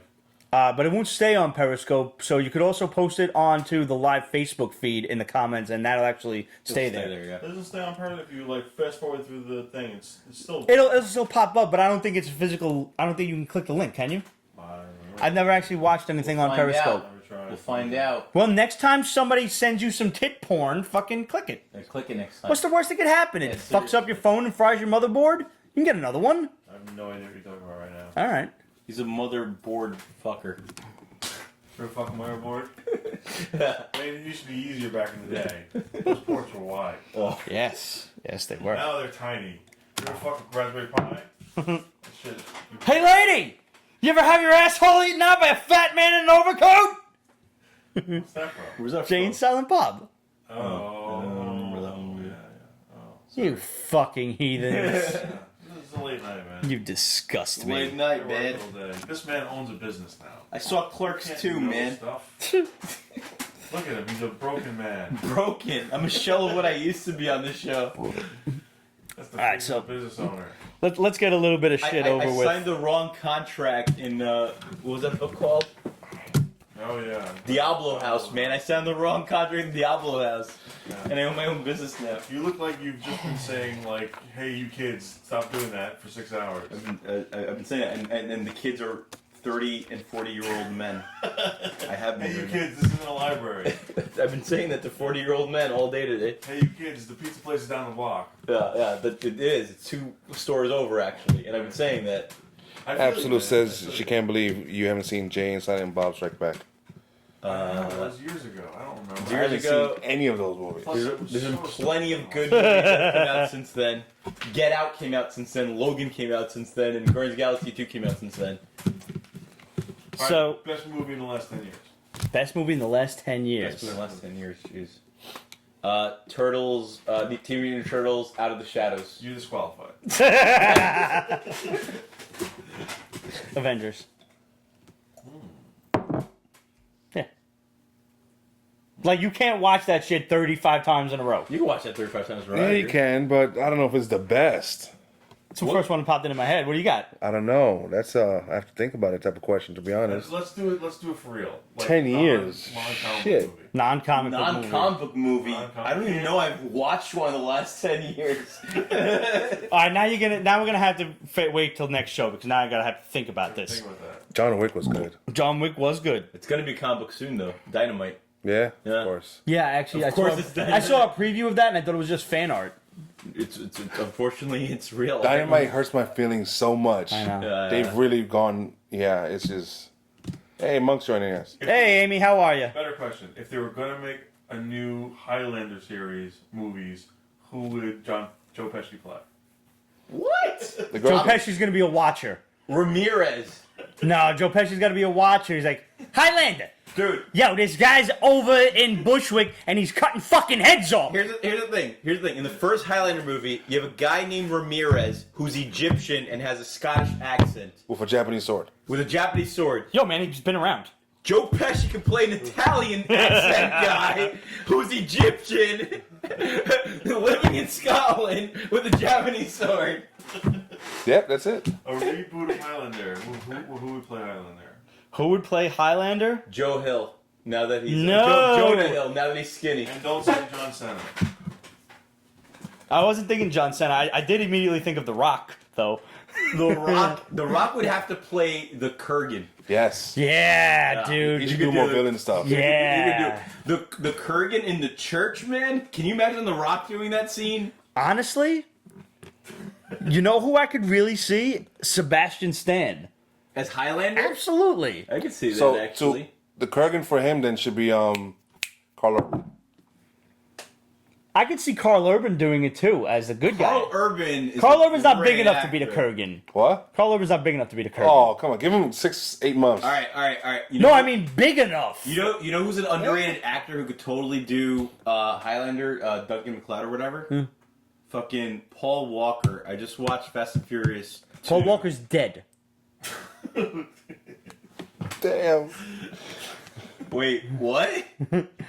That's cold, man. You serious? Wait, I don't know if he's I don't know serious. if he's serious He's really either. good at this. Yeah. Wait, no. Hold on. I'm talking about Paul Walker from Running Scared. You guys are probably talking about some older guy. I'm talking about Paul Walker from fucking Fast and Furious. How many Paul Walkers do we have out there? When did he die? In a fucking flaming car crash. I didn't say how. Ago. When? Like 4 years He ago. died in a car accident? Go figure. Yeah. That's very ironic, actually. I know. By the way, 4 years ago. Can I also draw one bit of attention to the fact that you said Duncan MacLeod, not Connor MacLeod? Oh, yeah, that's right. Because honestly, one of the few times in cinematic history that this has happened, the TV show is exponentially better than the movies. Actually, yeah, as a matter of fact, yeah. Without question. I wanted a barge house because of that show. Paul Walker's dead, though, man. He's definitely not Highlander in that case. No, he's not. Damian He's definitely not. Dave Bautista was listed as Kurgan in the Highlander remake. All right, I I can could see I could that. let him do that. Oh, he can't. Sorry, I'm reading so slow. My eyes are bad and that's far away. Roger has the reading skills of a sixth You know grader. who I would cast as Ramirez, bro? I would Yeah. cast, what's his face? I don't know if he's still alive, but Malcolm from Jurassic Park. Who? Jeff The Fly. Goldblum? Yeah, Jeff Goldblum is Ramirez, man. No, okay. Well, No. oh man. Must go faster. Okay, Spider-Man master plan. Oh, jeez. Dimitrios apparently has a master plan here. The second half of the issue is the only thing useful because you get the origin of the Vulture, just in case you've never read Amazing Spider-Man number 2 from 1963. That's it. It's all you need. The beginning is a crime story starring with the Black Rose. Who the fuck? I think I remember this guy. That was his name, right? Something like that. The Black The Rose. Rose? The No, it's not Kingpin? the Rose. I think it's the Black Rose. The movie's coming out this week and they give us this crap. Yeah. I mean, like You couldn't have gave us a solo Vulture story. Where's the Vulture right now? Here's the thing. I'm asking you. Like, They launched Peter Parker's Spectacular Spider-Man 2 weeks ago, so you knew they were scrambling to get one issue sometime this week. So the writer was like Roger Stern, I think, on this one. Oh no, Robbie Thompson? Okay, whatever. You can see that they put it together though, like at the last minute. Yeah, so that's what happened there. yeah, that's pretty much exactly what it is. Deadpool kills the Marvel Universe again. I didn't read this. Did they already have a sequel called Deadpool? They Illustrated? did Deadpool kills the Marvel Universe. Then they did. That was when Illustrated. Deadpool realized that there is a multiverse and he has to kill everybody. So he kills Tom Sawyer. Then he and goes. Illustrated. That's Illustrated. Then there was They did a whole series of Kills Deadpool kills. The third part was Deadpool kills Deadpool, so he kills other Deadpools. Was that the third one? Yeah, that was the third Because one. then there was also Deadpool kills the zombie verse and everything. That was its own trilogy where they did it Walking Dead style. It was Night of the Living Deadpool and Return of the Living Deadpool. So pretty much, if you've liked those, you'll probably like this. If you didn't Cullen like Bunn. those, It's Cullen Bunn. It is. He did the first ones too, actually. so hopefully, I could only take so much Deadpool. I know, but I'm not. I'm And not I actually like reading Deadpool. any more Deadpools. Deadpool Punisher was hilarious. Deadpool Punisher was great. It was done surprisingly well. enough. So, That's Fred Van Lente. He's one of the best writers, Yeah. funniest writers in the biz. he's very busy too lately, thank God. Yeah, he's doing a lot of work. So being that Cullen Bunn wrote the last series, like the Yeah, it was- original series, yeah, I wasn't a fan. you didn't like those? I actually liked them. I loved Illustrated. I don't think they were funny enough is the thing. Like I understand the overall joke, but I don't think individually they were funny enough. Mm-hmm. Personally. I mean, Deadpool to me was at his funniest right around the time Illustrated and the original Deadpool Kills Marvel Universe was coming out. Deadpool Team Up was still out. Deadpool Team Up had some really good issues. that was the funniest Deadpool I've ever seen in my life. And that series only lasted 13 issues, and I don't know why. Do you remember the Hercules one? Yeah, of course. All right, that was written by Fred Valenti, Punisher versus Deadpool, actually. Okay, that explains a lot then. Yeah, it was really good. There are some guys who really, they have, and you're like a fucking encyclopedia when it comes to like who wrote what and how you're like fucking 6 Degrees of Separation comic book writer edition. Yeah. Do you remember the Deadpool team up was like a countdown? Actually? Yes. From like 900, they're counting backwards, so they never reached. The last one was like Galactus. Oh, really? When he became the Herald of Galactus, it was fucking hilarious. Oldie Goldie. Oh, sorry, man. That's not me. Oh, man. Did you get a chance to look at IDW's Hanazuki Full of Treasures? I hate you. The kids' book? It's a kid's book. This is based Ramon off of a read. manga. I had it on my list. I didn't get a chance to read it. You read the cool kids' book and you made him read the... I didn't read it. What I usually do. I still saw the cover. I was like, this bastard. Yep, I'm done. It's a cute little, like, it was based on like a manga, and now it's making its way to American pop culture. It's cute. Speaking of manga, you saw they're gonna do The Justice League in manga form? What? As zombies? Like No, fighting zombies? just in manga form, and it does not in any way look like Kiya Asamiya's Batman Child of You remember Dreams. that? That was awesome, That was actually. fucking Yeah, dope. Yeah, it was beautiful. This one, Superman's got a flock of seagulls, mullet hairdo. Oh. Everybody's got the big fucking flock of seagulls hair, It's little bad bitty stuff, mini like head. Marvel manga. Yeah, Remember yeah. that? That was garbage. Oh, with the Spider-Man with the little claw and stuff? No, that was good. But overall, the design for them was But crap. Yeah. I remember that one. That was a better one. Spider-Man one was good. It looks Spider-Man like fucking and everything. American manga. That's the goddamn problem. Oh, Yeah. Ben Dunn. And it's called Batman and the Justice League. What? Yeah. Because thanks, Japan. Thanks. Ay. Do you remember the Bat manga? Did you guys get a chance to read the Bat manga stuff? No. The I stuff only that read... Grant Morrison put in continuity? And no. Grant Morrison's your favorite writer. Yeah, I know. Yeah, you know I love him so much. His enemy in Japanese manga is Dr. Death. Batman. Okay. It's a great villain. Got a skull head. Of course. So, let's talk one of Brooklyn's own Tales of the Night Watchman. I originally picked up this one issue, and then I realized there was more, but I picked this one up because it came from the Gowanus Canal. Nice. Monk says you're a Superman. Oh yeah, by the way, we all had our glasses on. Where's yours? You took them off? Took them off, yeah. Ah. Oh, man. We were all wearing our glasses in the beginning of the show, Amy, so you have to backtrack and take a look through that. And being that I do have my glasses on, and I can take them off at any moment, and I think the spit curl is in full effect at this point. Yeah. People think I do this on purpose, like because of the whole comic book thing. Sure. No, it happens. You read comic books? I do. Matter of fact. I didn't know that. I even have a show. You should come on the show one time. All right. Amy took a photo of me that I had on my Snapchat and photoshopped me into Superman. Oh, with man. the spit curl in the photo is real. It is my own. That's awesome. And since Roger's editing, we can pop that up on screen right now. You guys can just imagine what that looks like. By the way, Henry Cavill doesn't have a spit curl, though. I know, and that's one of the things that's wrong with him. But one of the only things. I like Henry Cavill a lot. Me too, I met him. Did you? Yeah, he had a picture of Millennials, man. There's an ad of Pete's Basement in it, man. Why wasn't he holding Pete's Basement? Because he was holding the Millennials front cover. This fucking Yeah, guy. no, it's business. I understand that. Business is business, they say. Sorry. So the Night Watchman basically stars this girl named Nora who is an internet blog. I'm sorry, but Tales of the Night Watchman? I'm always corrected.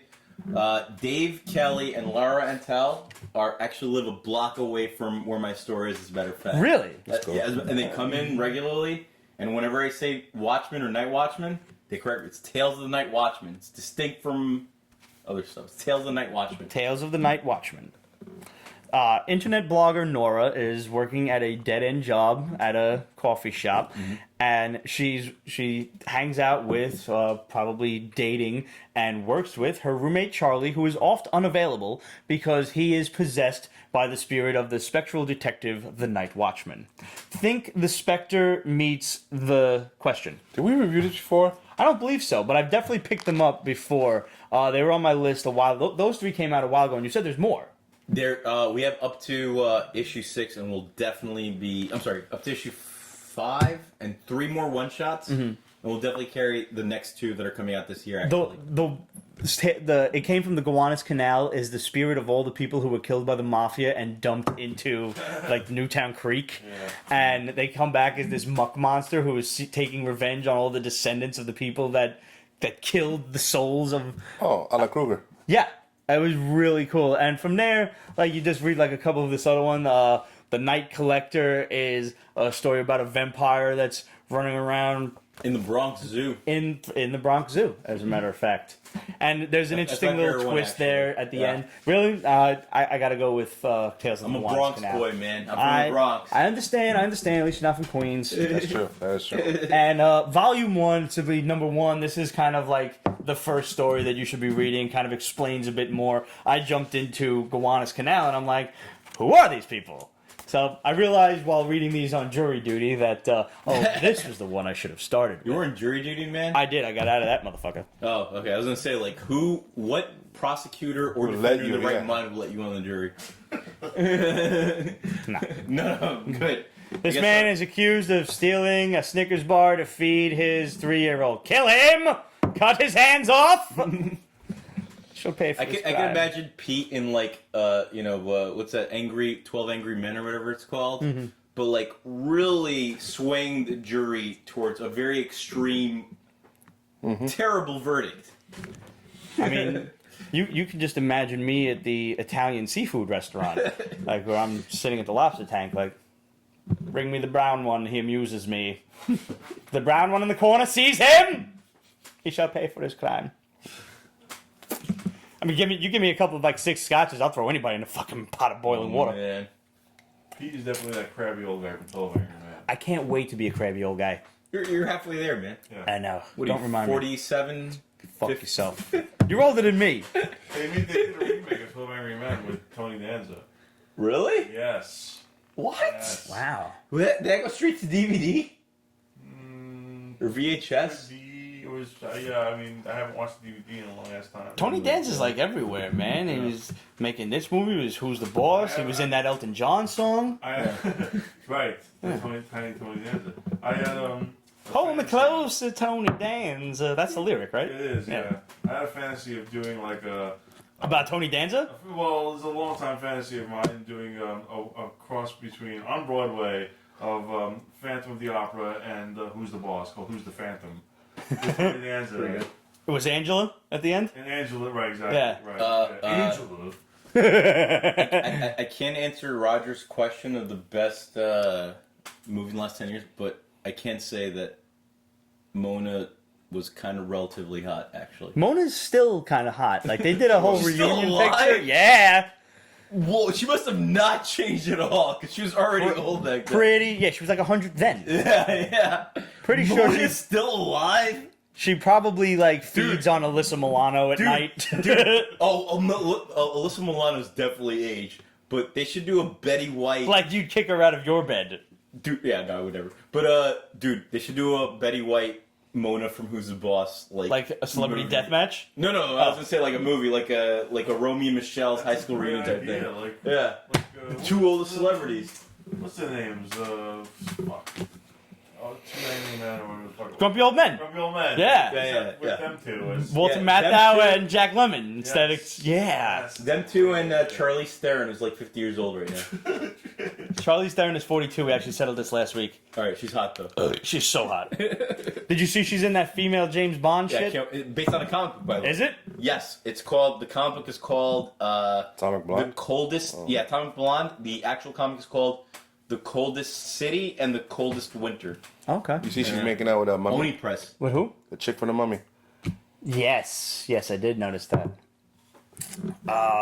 So another book that I picked up at Eternal Con was Symphony of Horror by Jay Stewart. This That was is good. It's like it's children's book format, but it's basically the story of Max Schreck as Count Orlok from the original silent film Nosferatu. That's children's friendly horror. Yeah, I would say that. Yeah. And I really like the illustrations Like too. Goosebumps? It's very well done. And a lot of it is kind of shot for shot of what's going on in the movie as into what's going on in the book. So I thought that was really cool. And I'm a sucker for fucking vampire shit anyway. Like the original Adams Family comics.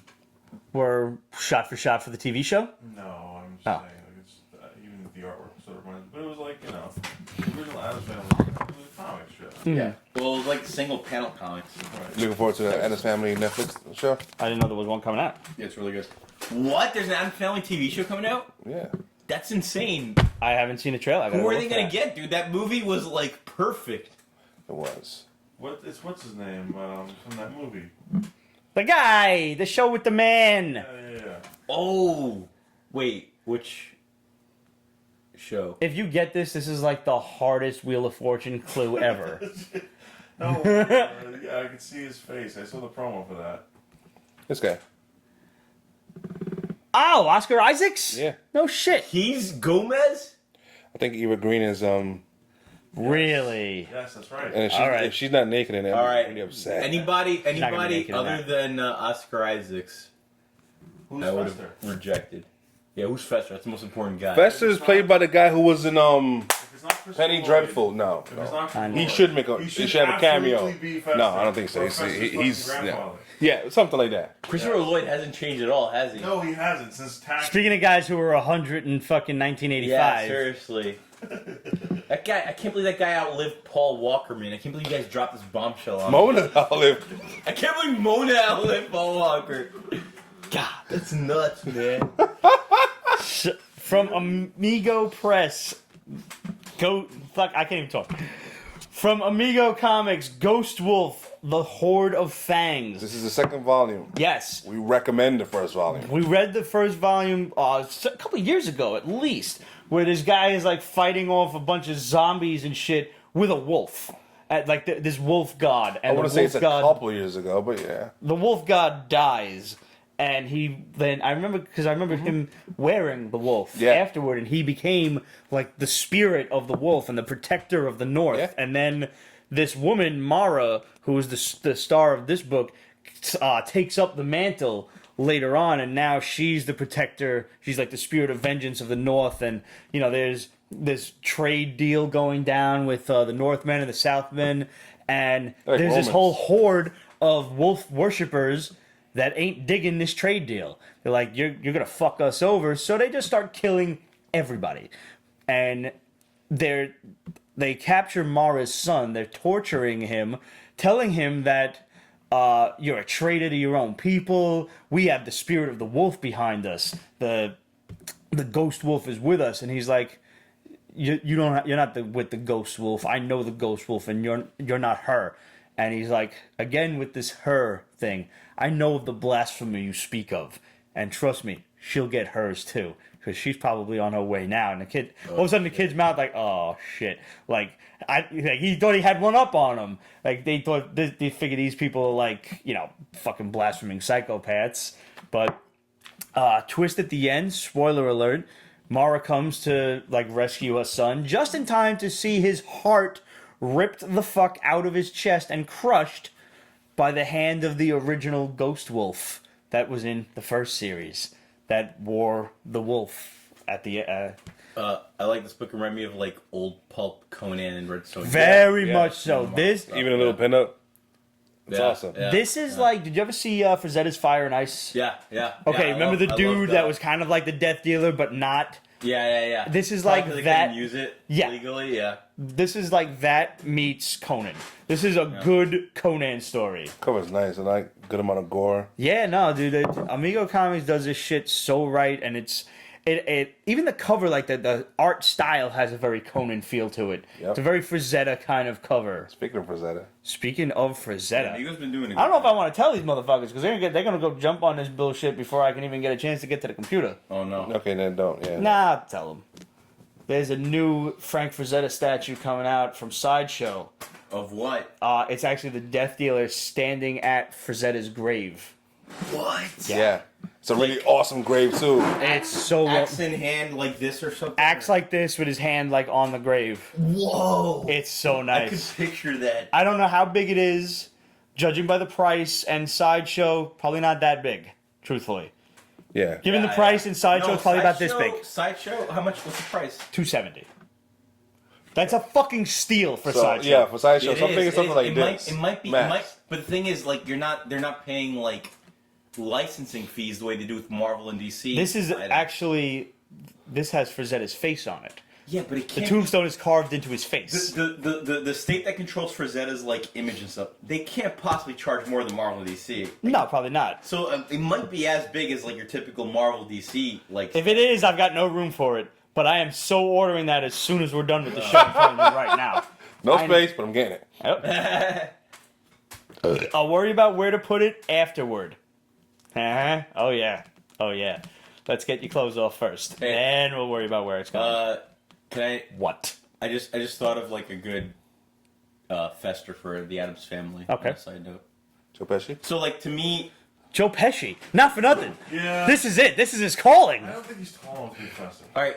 Here's my thinking. To me, one of the defining traits of Fester is like the sunken in eyes. Yeah. Right. Do you guys know this actor Anton Yeltsin? He was in the Star Trek movies. He played Chekhov. Oh my God, you're the worst. He's Stop! He'd be really Stop it! good. Fucked up. Because the sunken in eyes. No, you're right. And his eyes are probably sunken in by now anyway. Right? I have no idea what you're talking about. Anton Yeltsin. He was Chekhov in the Star Wars. There is a special place in hell for this Yes, fuck. there is. Is that the guy that died in the car crash? Yes! Yeah, actually, he was... The car crashed into him. Yeah. Ah, that's right, yeah. What? But also, I don't think he'd be tall enough. Even if he- Okay, he's being, fucking around. Yes. Oh man, you're the worst fucking human But being Mona's alive. alive. But Mona's Mona alive. outlived two young actors. That's not. She might have killed them for all we know. She could be a witch. She's I feel like she played a witch in some movie. She's Yeah, a succubus. She that's it. absorbs a life force. That's how she's alive. Yeah. Listen, I mean, you're not just getting dead for no oh my reason. god. Oh, Or man. if we race swap, maybe Michael Clark Duncan maybe might be a good fester if we're looking for height. And That's stuff. not bad, actually. Yeah. If he were. That's a scary ass fester, though. Oh yeah, he would be good. Wait a minute. He'd be a one great of- lurch. He's dead, Kingpin, isn't he? Kingpin. Yeah. Michael Clark Duncan's Yeah, dead. he had a Fuck heart attack. you, dude. Two? Oh man. I did it again. I got him and Ving Rhames confused. Oh my god. I don't know who's. Greg and Craig Rippin are both doing like fucking face palms right now. Yes, the white dude thought the two black guys looked alike. I'm sorry, but I'm looking at them from way down here. Everybody looks alike from up here, from all the way up there. I don't fucking even know. They look like my boy Tom for all I fucking know. I can't tell the goddamn difference. Fuck you all. Can't believe he died. And fuck you for trolling me. I'm not what? I just learned my favorite actors died, dude. Why are you so insensitive? You know James Dean is dead too, right? You just you can accept that. Whoa! Hold on. So there's not going to be a sequel to Rebel Without a Cause? No, at this point it's Rebel Without a Oh Clue. my god! I've been waiting for Talk about a 70 comic you years Yeah. for a sequel to Rebel Without a Cause. Oh man, God, you're the man. worst. Oh Vin my Diesel god. would be good. This is pretty dark humored even for Pete's Basement. I'm sorry, Diesel man. would be a good. Lurch? Fester? No, Fester. Yes. No. Vin Diesel. I think we're looking for actors. Yes, thank Oh, you. he just put a light bulb in his mouth. Doesn't fucking say anything. All right, so from the Addams Family casting, which could go on forever, let's move on to Dark Matters, created by Pete Fitz, written by Graham Bolan and Jesse Threat, and artwork by Jace Allen. So, basically, first of all, I love the minimalistic cover, cover is on great. this. Oh, yeah, it's beautiful. You got ravens or crows. I can't really tell the difference. And as far as I can remember from reading Doves, it, the 'cause book's they're white. There should be crows. smack. I'm pretty sure they're ravens. Yeah, sorry. Yeah. Highlander the Raven. 'Cause ravens are like, I don't know, they carry like souls and shit, don't yeah, they? yeah, They have a Highlander lot the of- Raven. That's what the whole thing That is. Yeah. was a mystical Yeah, stories being because told. there's a lot of soul grabbing in this. Yeah. Yeah, the Ravens Basically, carry souls. Yeah. this guy Dagon Harris is hunted by this demon named Horus, and Dagon was given powers by his dad. We don't really know the extent of those powers yet, but they're definitely mystical in nature, kind of little bit of telepathy, probably, maybe some. I know, he blacks out. Like, literally, eyes just... Then the eyes just go black, and then he's got fucking like superpowers and all kinds of shit, Yeah. and he can see things before they happen, and this and that, and he gets he can premonitions, survive a lot of and he can crap. survive stuff. He survived the plane crash in World War II, and then got taken prisoner by the Japanese, and he's held in a POW camp where he meets Horus and also this really dickhead of a general, and the general is torturing him just enough to leave him alive for when call him Praetor or something like that. The guy's got like one of those ancient Roman kind of titles. Yeah. He's not like a general or whatever. It's like Praetor or something. By the way, he's a real scumbag. Mm-hmm. And he has been trying to get... He was first trying to get the powers from his father. He stole his father's soul. And he's like, you may have my soul, but it'll never serve you. Mm-hmm. And all of his powers were transferred to his son. And the Raven brought him this amulet, like mystic necklace amulet type of thing, which he's worn forever. Really, what the amulet does, we're not totally certain of yet either. No. This is only volume 1 of this book, and it's all creator owned, creator published. This is all self done, and for a fucking indie book, for a book that is all their own merits. This is a big book. It is. Like one guy did it all himself. Am I wrong? No. One guy created the whole shit, and he got different writers and an artist to do it. Okay. But the beauty of it is usually when you get a hold of an indie book, it's one issue. Like, 28 to 32 pages. It's a graphic novel that they did on their own. And it's really cool. The guy escapes the POW camp. He escapes Horus. There's this whole big, like... I'm gonna akin it to like a Kami scene from Dragon Ball, where Horus is like collecting all of the souls in this Japanese island from the POW camp, from his own men. He's just taking everybody's soul to kill Dagon. And Dagon's like, deuces, I'm out of fucking here. Fucking takes the plane, leaves, crash lands in Australia. Then this guy sends his number one dude after him, who also seems to be pretty immortal himself. He fell out of the plane. He fell out of a hospital window. He's been stabbed multiple times. And he's still running around, so we'll probably see him later again. Dagon actually says, oh, yeah, his body's gone now. Probably not the last time I've run into him. So he meets some friends at the hospital, kind of help him out, give him, kind of a quick new identity to get home to the United States, get home to his wife and his son, and he comes back with an obviously nasty case of PTSD. Wow, you can't imagine what I saw over there. And it's this is not the first comic where we've seen something like this, and I've never been to war, so I can only imagine how horrible the idea of PTSD really is. But it's not the first time where we've seen people... your friends just try to talk to you, hey man, how is everything? What, did you kill anybody over there? And the guy's just looking at the fucking barbecue grill, seeing people's faces burning, just tossing the burgers over, tossing the fucking peds over in the pit. Wait. I think that's what you experience when you own your own comic store. It's probably very much like that. It's probably a lot like that, yeah.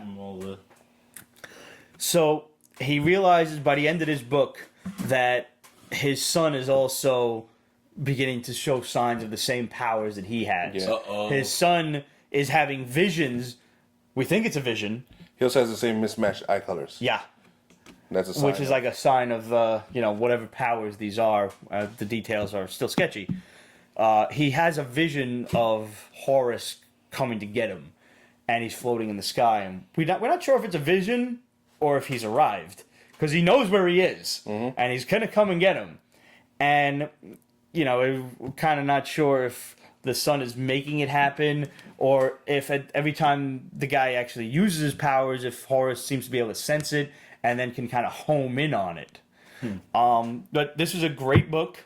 I really enjoyed it. The artwork was good. Again, when it comes to indie books, you always you got to grade on a curve, and you're always expecting... something to not be quite right. It's functional. Flipping through it, it does a job of telling you what the story is. You know what it really reminded me of? And I think you'll go with me on this. Story-wise, it had a very colder kind of feel to it. Yes, it did. Did you ever read that book, Colder, from, was that Dark Horse? Yeah. Dark Horse. Absolutely awesome. Demon kind of gives you these really weird powers that you don't understand. And the artwork seems to be very reminiscent to me of the Luna Brothers. Yes. Minimalistic, but functional, like you said. It works. When Horus was stealing everybody's soul in that big-ass splash page, you knew what was happening. It's oh shit, this dude's powering up, taking everybody's fucking soul. And the Ravens seem to be his friends. He can. I'm not saying he can control them or talk to them outright like Aquaman talks to fish, But they help him. but they seem to be That helping him scene out. in, Hawkman used to in the talk to POW birds. camp, Yeah. where they're tapping away to give him the answers. That Yes. was awesome. In the Silver Age, Hawkman talked to birds. Yeah, Yeah. Didn't Falcon used to speak to his bird? Falcon Yeah, talked to birds too. Yeah, His Red Wing. Spider-Man to speak to spiders. no, he doesn't. That was actually briefly in J. Michael Straczynski's The Other. That is not a lie. I wish it was a lie, but it is not a lie. But yeah, do you remember the scene, Roger, in Ghostbusters where Peter Venkman was giving the lovely Jennifer Runyon the answers and he was electrocuting the other guy? Dude. Kind of the same idea, except if you got the answer wrong, the fucking evil general blew your head off. So now he's trying to see if he's got psychic powers, and the Raven is at the window tapping, giving him the answers, and he realized like, oh, okay, yeah, I got it. 3 black rocks, 2, 3, 5. He's like, oh, good, our first survivor. Dude, Harold Ramis could play Uncle Fester. God almighty, stop talking. Who did Dan Aykroyd. Hodor? Hodor? Yeah. The Ravens attacked somebody too. Like they Yeah. dive bombed Yeah. somebody too. Him. Horace, right? Yeah. Yeah. Bunch of he just tears him up. It was Peter was That was not how he be escaped, happy. Yeah. if I'm remembering That correctly. is from how the he book, yeah. escaped. Yeah. When he's powering up, the Ravens just like, yep, pilot They to kamikaze bombardier, his ass, pilot which to is bombardier, hilarious. yeah. I'm a little upset that Dagon didn't get to kill the Japanese general. That Yeah, he kinda- the other guy just like, kinda you're had it fucking coming. useless to me. Just pulls his soul right out. But definitely a cool book. Go on darkmatterscomic.com. Show your support. Pick up a copy of this. It's a good, 200 pages or so, 150 pages. It's a weapon if you would use it. Yeah, for real. It'll stop a bullet. 22 at least. It's a little smaller height-wise I don't than think it would your stop regular bullet. comics. Kind of like me. Small one. It's only 22. Oh. Speaking of Dan, Hopefully we'll get Robin Williams for Uncle Fester. No! wow. Too soon! Come on, man! who was that? Who was that? I forgot. It was either Jason Hagopian or That's Jeff. offensive. One of the I even regulars. know he died. Oh, that one you know. I know Robin Williams. It's the one I know. Oh shit! It's offensive, man. That offended me. The guy who's playing Fester played Frankenstein in Penny Dreadful, along Eva Green also. Okay. It was a good little Showtime series. You know who'd be good for a Dark Matters Oh God. What? movie? Brendan Lee, Bruce Lee's son. What's He's next? not even blonde. What's next? Put on a wig. By the way, I don't think it's any coincidence that the dude's name was Dagon, and I'm probably saying that a little wrong. Maybe it's Dagon, Yeah. Dagan, but Dagon, Dagon, is a Lovecraftian Yeah. thing. So we'll see what happens. Everything goes back to him, doesn't it? Always. So many things do. So many things. Dude, I can't get over Robin Williams. That's offensive, man. So, Relic Lord's been wanting to know for like 2 weeks now. What do you think of Tank Girl? I love Tank Girl. The art's really good, first of all, which surprises the shit out of me. Because From Titan Books? yeah, it's funny. It has a certain direction to it. It's not like directionless stupidity, Okay. and that's it. It's short, 2-3 issues max. So it's And then it it's moves on to the next one, kind of like the Hellboy yeah, BPRD shit. yeah. They're connected, but they're not necessary to each Right, other. you can just so jump it's like, into one okay, thing after I'm the along other. for the ride. It's fun. It's hilarious. It's Cool. This question I really enjoyed. Pete and Ramon versus Shaggy and Scooby in a pie eating contest. Who wins? What kind of pie? Piece That's of what I pie? said. Apple Because pie? I'm not a big like pie kind of guy. Oh, I love apple pie. Do you? Except don't do a lot of crust. Like if the pie's like really up to here, but you do a crust like this big, that's a waste of pie. Like a pizza pie, Shaggy and Scooby's going down, son. Yeah. Like, sorry. Yeah. Y'all don't even stand a chance against me. Apple pie. That's all American. Yeah, it's all American. Would you guys beat Shaggy and Scooby? I'm not big on apple pie. Did You they know what's just big finish on smoking my old weed? man is What? Did they just finish smoking weed? what if they're smoking weed, I'm smoking weed. They just finished smoking. Both you guys finished smoking weed. Gene Wilder as Gomez. Yo, come on, guys. Special with him. I even know. Not even surprised. Yeah, no, that's a very. We need to know what kind of pie. Yeah, and I mean, if they're fucking smoking weed, I'm smoking weed too. Apple pie, you all just finished smoking weed. All of you just finished smoking All weed. right, can I? I'll call the pie. Movie version, Shaggy and Scooby. Coconut custard? Anybody? Coconut custard? No. I'll go for that. I only eat apple pie. Apple pie. Really? I'm Is a this pie a pussy snob. joke? Is this like a euphemism? It's not. Pecan? No. Wait, hold on. Really? Now, Really? when they say Shaggy and Scooby, do they mean Shaggy, the reggae singer? Definitely, yeah. Okay, then I think you guys. Because what happened usually, it's funny you mention that, Yeah. but his Chocolate wife cream pie. actually came home It wa- and said, "Who the fuck ate all the apple pie?" And said he's just it like wasn't me. sitting on. Wasn't me. He's got apple me. pie, Apple pie crumbs is- all yeah, over yeah, himself. yeah. Wasn't me. Wasn't me. The fork is stuck to your pant leg. Wasn't me. I mean, I should try other pies, but I'm just gonna close my. Try all the pies. You should try the pie. Hold on. Pies are I hate delicious. like gooey shit though. Yeah. No. So you prefer a pie that's dry? No, apple pie isn't. It's gooey. got to be moist. Yeah. Apple pie is gooey. Of course, apple pie is No, gooey. this is like So you don't like a when weird- it's too wet. like I don't eat on whipped cream and then that consistency. Yeah, yeah. Really? No, I do not. No. But apple pie You is give me gooey, whipped though. cream. Oh my god, I'll be like. Well, you definitely don't want white stuff coming out of your pie. That usually Oh is my indicative God. of something Or your bad. mouth. I agree. Right. But so you don't like when a pie is too wet? Or you don't like when it's too wet before it gets in your mouth? What's next?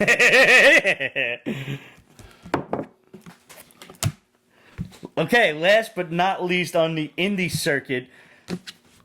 Okay, when I seen this shit, I saw this on Adrian's Got Issues on Instagram. And that was a repost from Jar of Comics, by the way. That's one of the best Instagram names I've ever heard.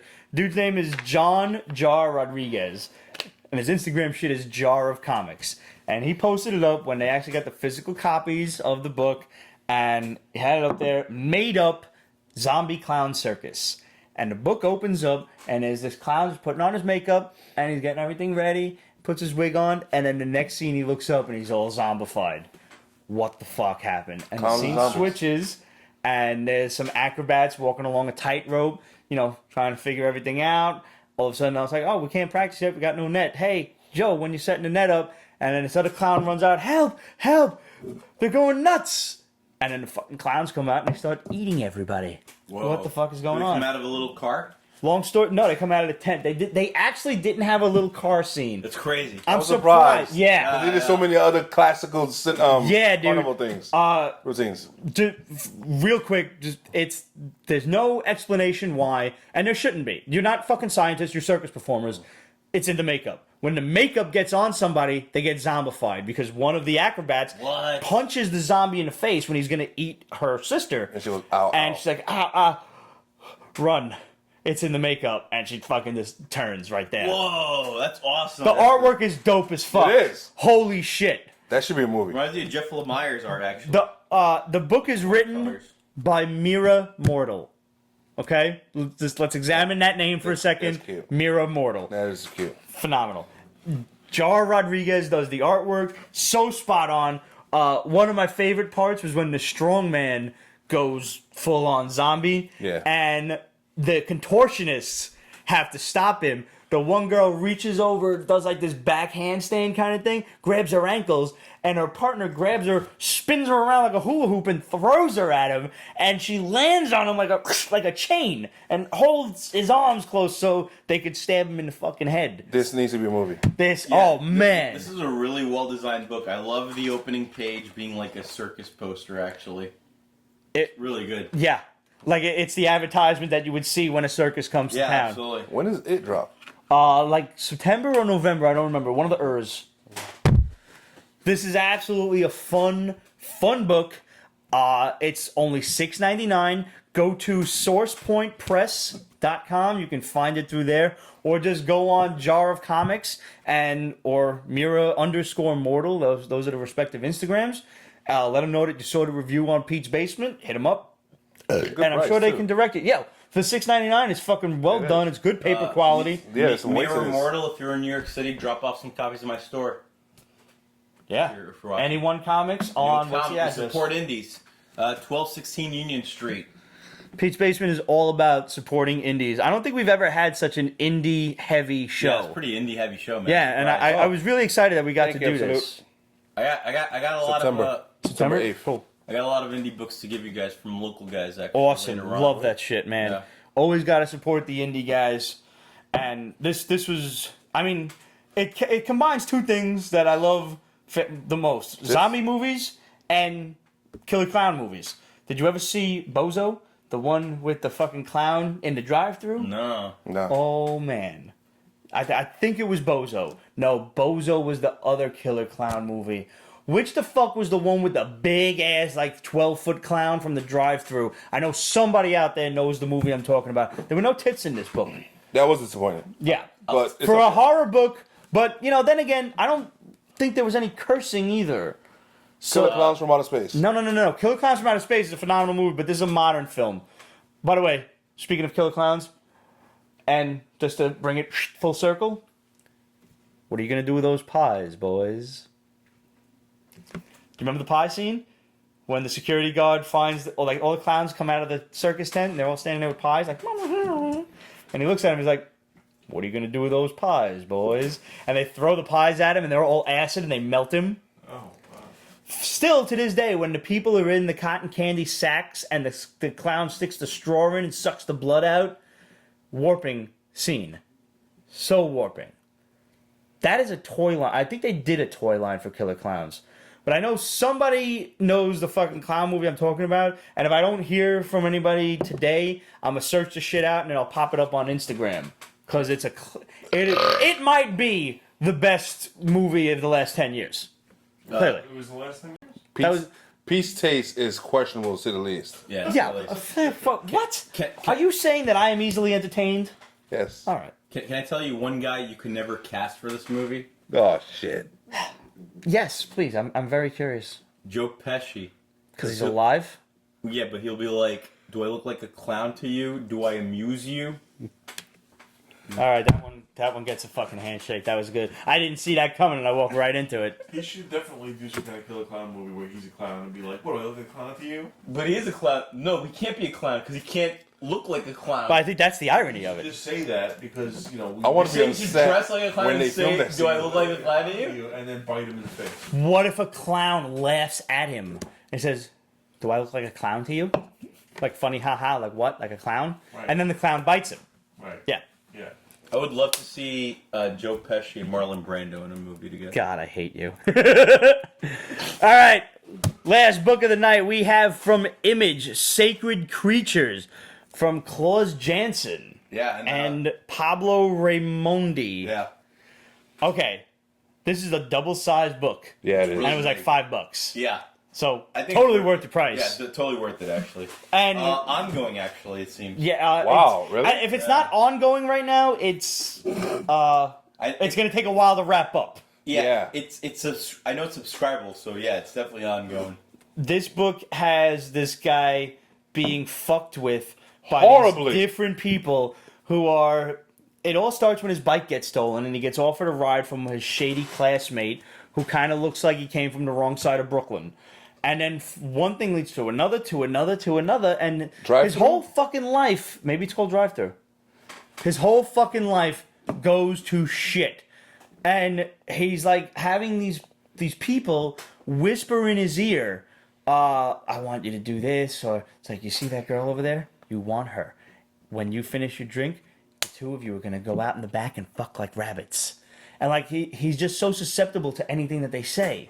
This other girl, like, oh, here, have a piece of chocolate. Anything's always better after chocolate. And he's sitting there drinking, getting loaded. She's buying him drinks. All she's doing is eating fucking chocolate bars. And he's like, you haven't stopped eating chocolate bars since we got in here. And she's like, I know, I can't stop eating. Come to think of it, I'm kind of always hungry. And it was at that point that I started to get clued in onto what's going on here. Mm-hmm. They're the 7 deadly sins. Yeah. They're brothers and we haven't sisters. seen 7 of them, though. We have not. No, but if you count all 7 on the cover, Yeah. it's the old guy. Did you notice everybody's photo reference? Everybody is someone. The black dude that was the mayor or the governor or whoever the fuck he was. Yeah. He's from Guardians of the Galaxy. Yeah. He's the guy who, what's his name? Dave Bautista rips the thing out of his skull. Yeah. That's him. It was also in Gladiator. Yes. I don't remember. Digimon Hansu. There you go. Yeah. Yeah, Digimon. I can't think Digital of. Monsters Hansu. Oh, the lead guy is a scumbag British dude. I can't think of what movie he was in. Henry Cavill. No, it's not Henry Cavill. Tom Holland. It'll come to me. But they very recognizable faces. Not for nothing. Am I the only one who thought that Gluttony looked like Alex DeCampi?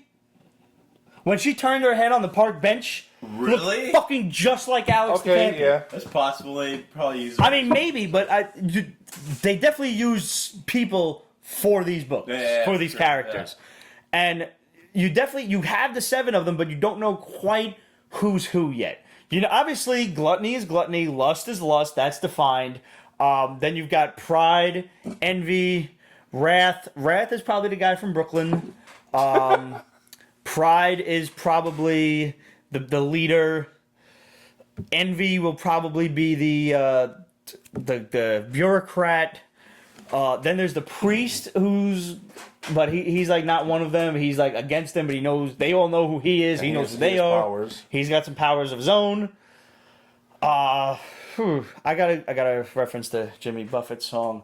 Let me tell you about the 7 deadly sins. 1. 7. Pride. Thou shalt not have pride in thy neighbor. Yeah. 2. Coveting. Thou shalt not covet thy neighbor's wife. 3. Lust. Thou shalt not lust after his neighbor's wife. 4. Anger. Do not be angry with your neighbor's wife. 5. Gluttony. Do not eat thy neighbor's wife's popcorn.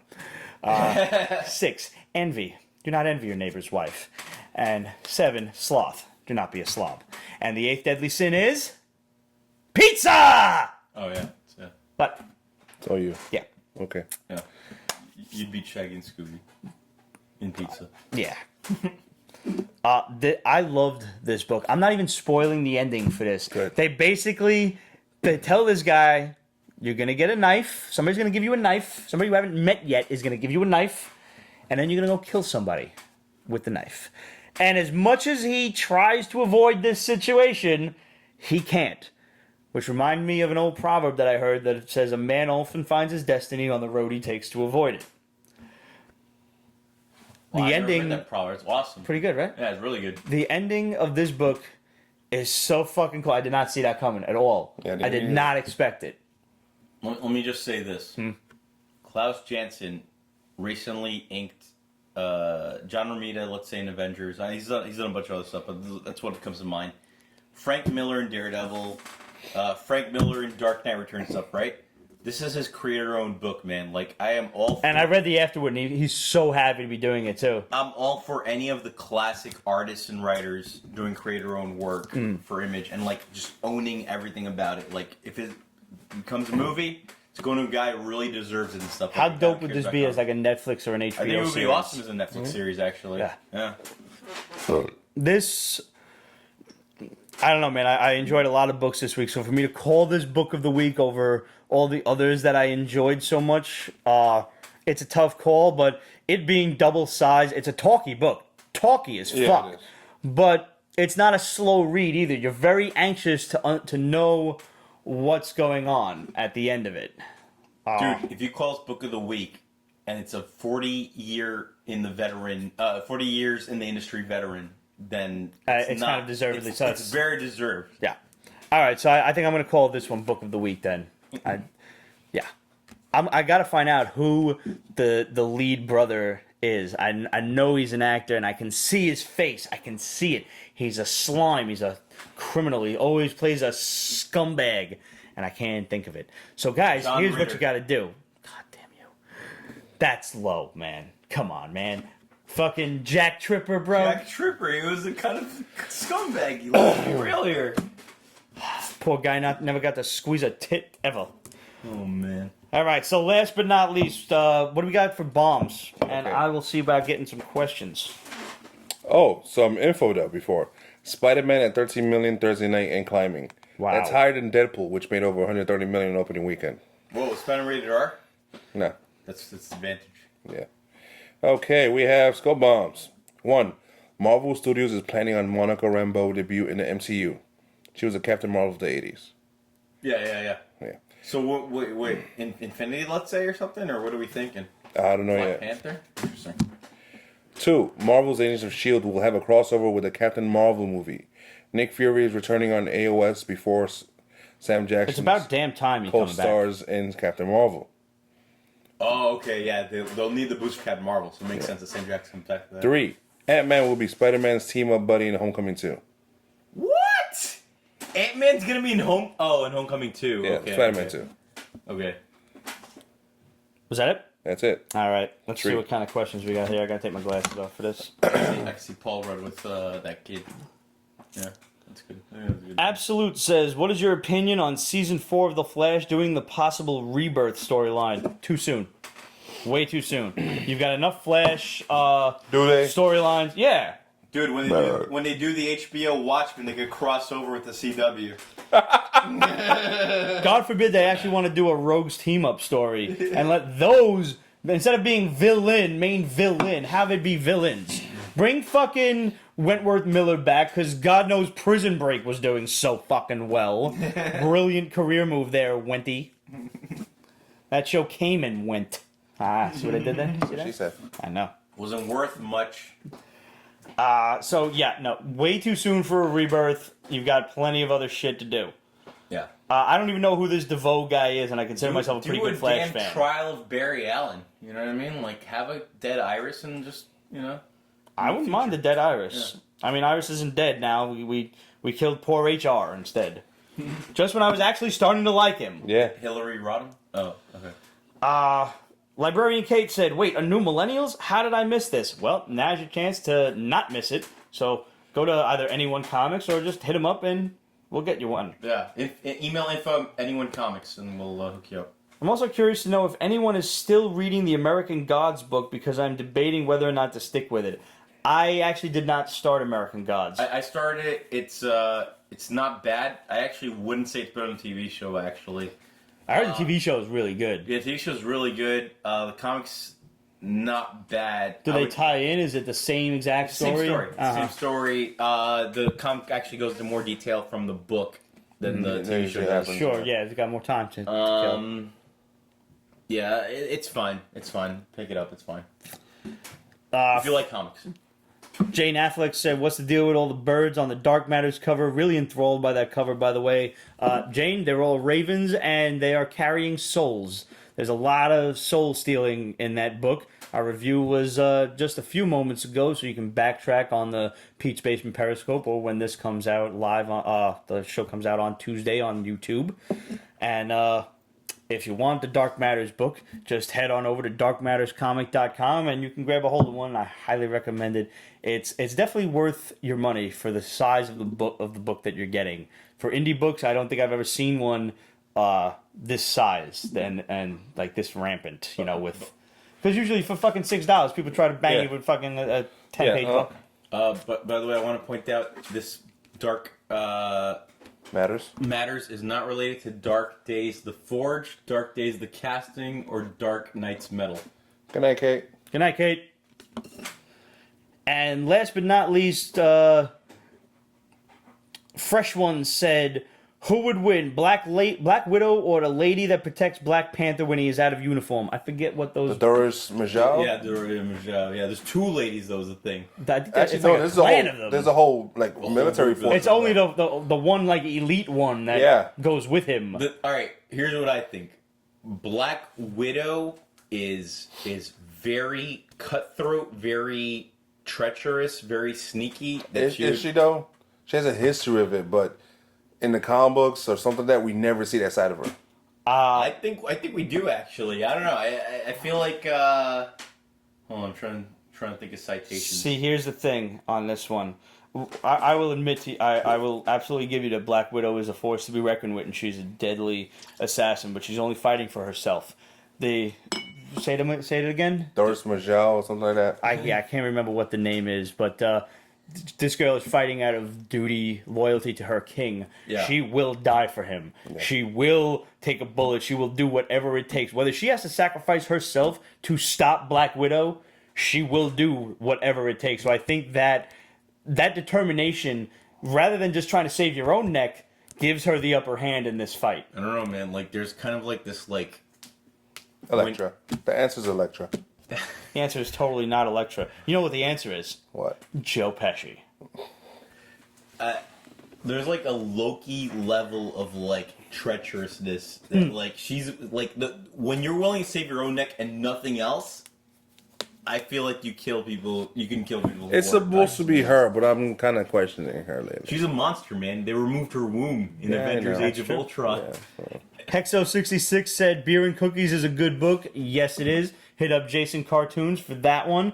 And Red Wonder said, from the Gowanus, laughing my ass off, I gotta find that. How do we get a hold of the Tales of the Night Watchman? So What Press has their own website, but hit me up at Anyone Comics and I have that book if you guys want me to send it to you guys. And I gotta pick up the new ones from you. There's like 4 or 5 more books. These guys are workhorses. They produce a lot of books. That's good. Yeah. They do 2 a year. They're doing 2 this year, actually. And I will have a signing once their books come out at my store. Cool. Well, guys, that about does it for us. Welcome back. Hope everybody had a good, healthy July 4th weekend.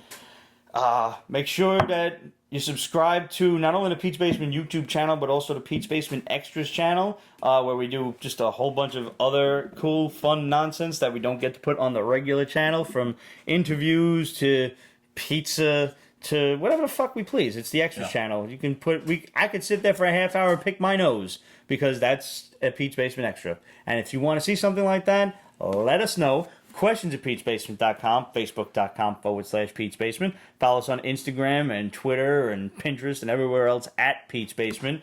Make sure you give old Dimitrios a follow at Anyone Comics on Instagram. You can also find his actual name, Dimitrios Fragascatis. Did I say that right? Yeah. I'm good. You nailed My it. Mediterranean brother. Yeah. There we go.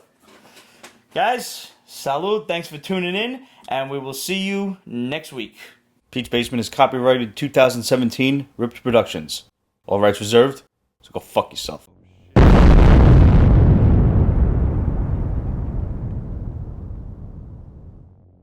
I listen, man, if I knew the fucking lava was coming and I had no way of... You know what it reminded me of? Do you remember the fucking scene in Mallrats when it's like, so the plane was going down, and he just takes it out and starts whacking it. It's like, then everybody else sees what's going on, so they take out their respective pieces and they start going at it. It's like, so the plane's fucking going down and everybody's fucking jerking, and all of a sudden the plane rights itself. I mean, there was no way the lava was going to seep back into the volcano. So that guy died, obviously. I really want to know, did he come or not? Before. Yeah. Was his hand on it? Yeah. His hand's definitely on it. It's definitely wrecked. It's definitely like molted over. But maybe he wasn't jerking off. Maybe he like went to protect it. Nah, I bet you he was lying down. He was comfortable. I think he was, saying goodnight. Maybe Say goodnight, Dick. Goodnight, Dick. Maybe he was with a woman. He sees the lava. He removes himself and is like, no, not my dick. And that's why his hand was on it. Nah, I think he was probably like an older guy. Knew he wasn't out running the lava in any way. It's like, if I'm going out happy. That's a good question. If you get encased in lava, does your penis not go erect anymore? Does it go back? If you die, I would assume it would be the exact opposite of being like encased in ice, where then obviously your dick would shrivel like a frightened turtle. But no, I would assume that the heat would make it stay erect. Maybe it got harder because of the lava. I think so. I'd like to believe that.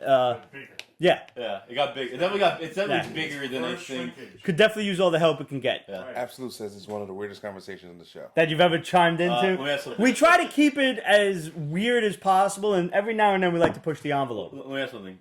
You see on TV, the Independence Day aliens have just destroyed monuments, and it's like now hovering over. Do you like nothing else to do?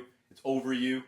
Do you take it out and just start whacking it to right before these guys? No, I'm gonna go out and try shooting at the aliens. Oh, really? Yeah. You too? No, I'm thinking of other people that piss me off. You're gonna shoot people that piss you off before the aliens kill it. You're gonna shoot people that piss you off. right? Yeah. This way, maybe the aliens will figure, hey, he's pretty cool. He's helping us. And maybe whacking off the and whacking off at the same time. Maybe you can whack it off and shoot the people that miss you. Honestly, I'm pretty sure that is the American dream. Killing and jerking. Killing and jerking. Jerking and That's how we killing. fought the Revolutionary That needs to War. be a Damn shirt, right. man. Or a hashtag. Killing and jerking, jerking. jerking and killing. Killing and jerking the British. They were probably so high strung that that's what like helped them surrender and just. Well, I mean, listen. There has to be a reason they called us wankers. What are those Yanks? They're yanking their Yanks.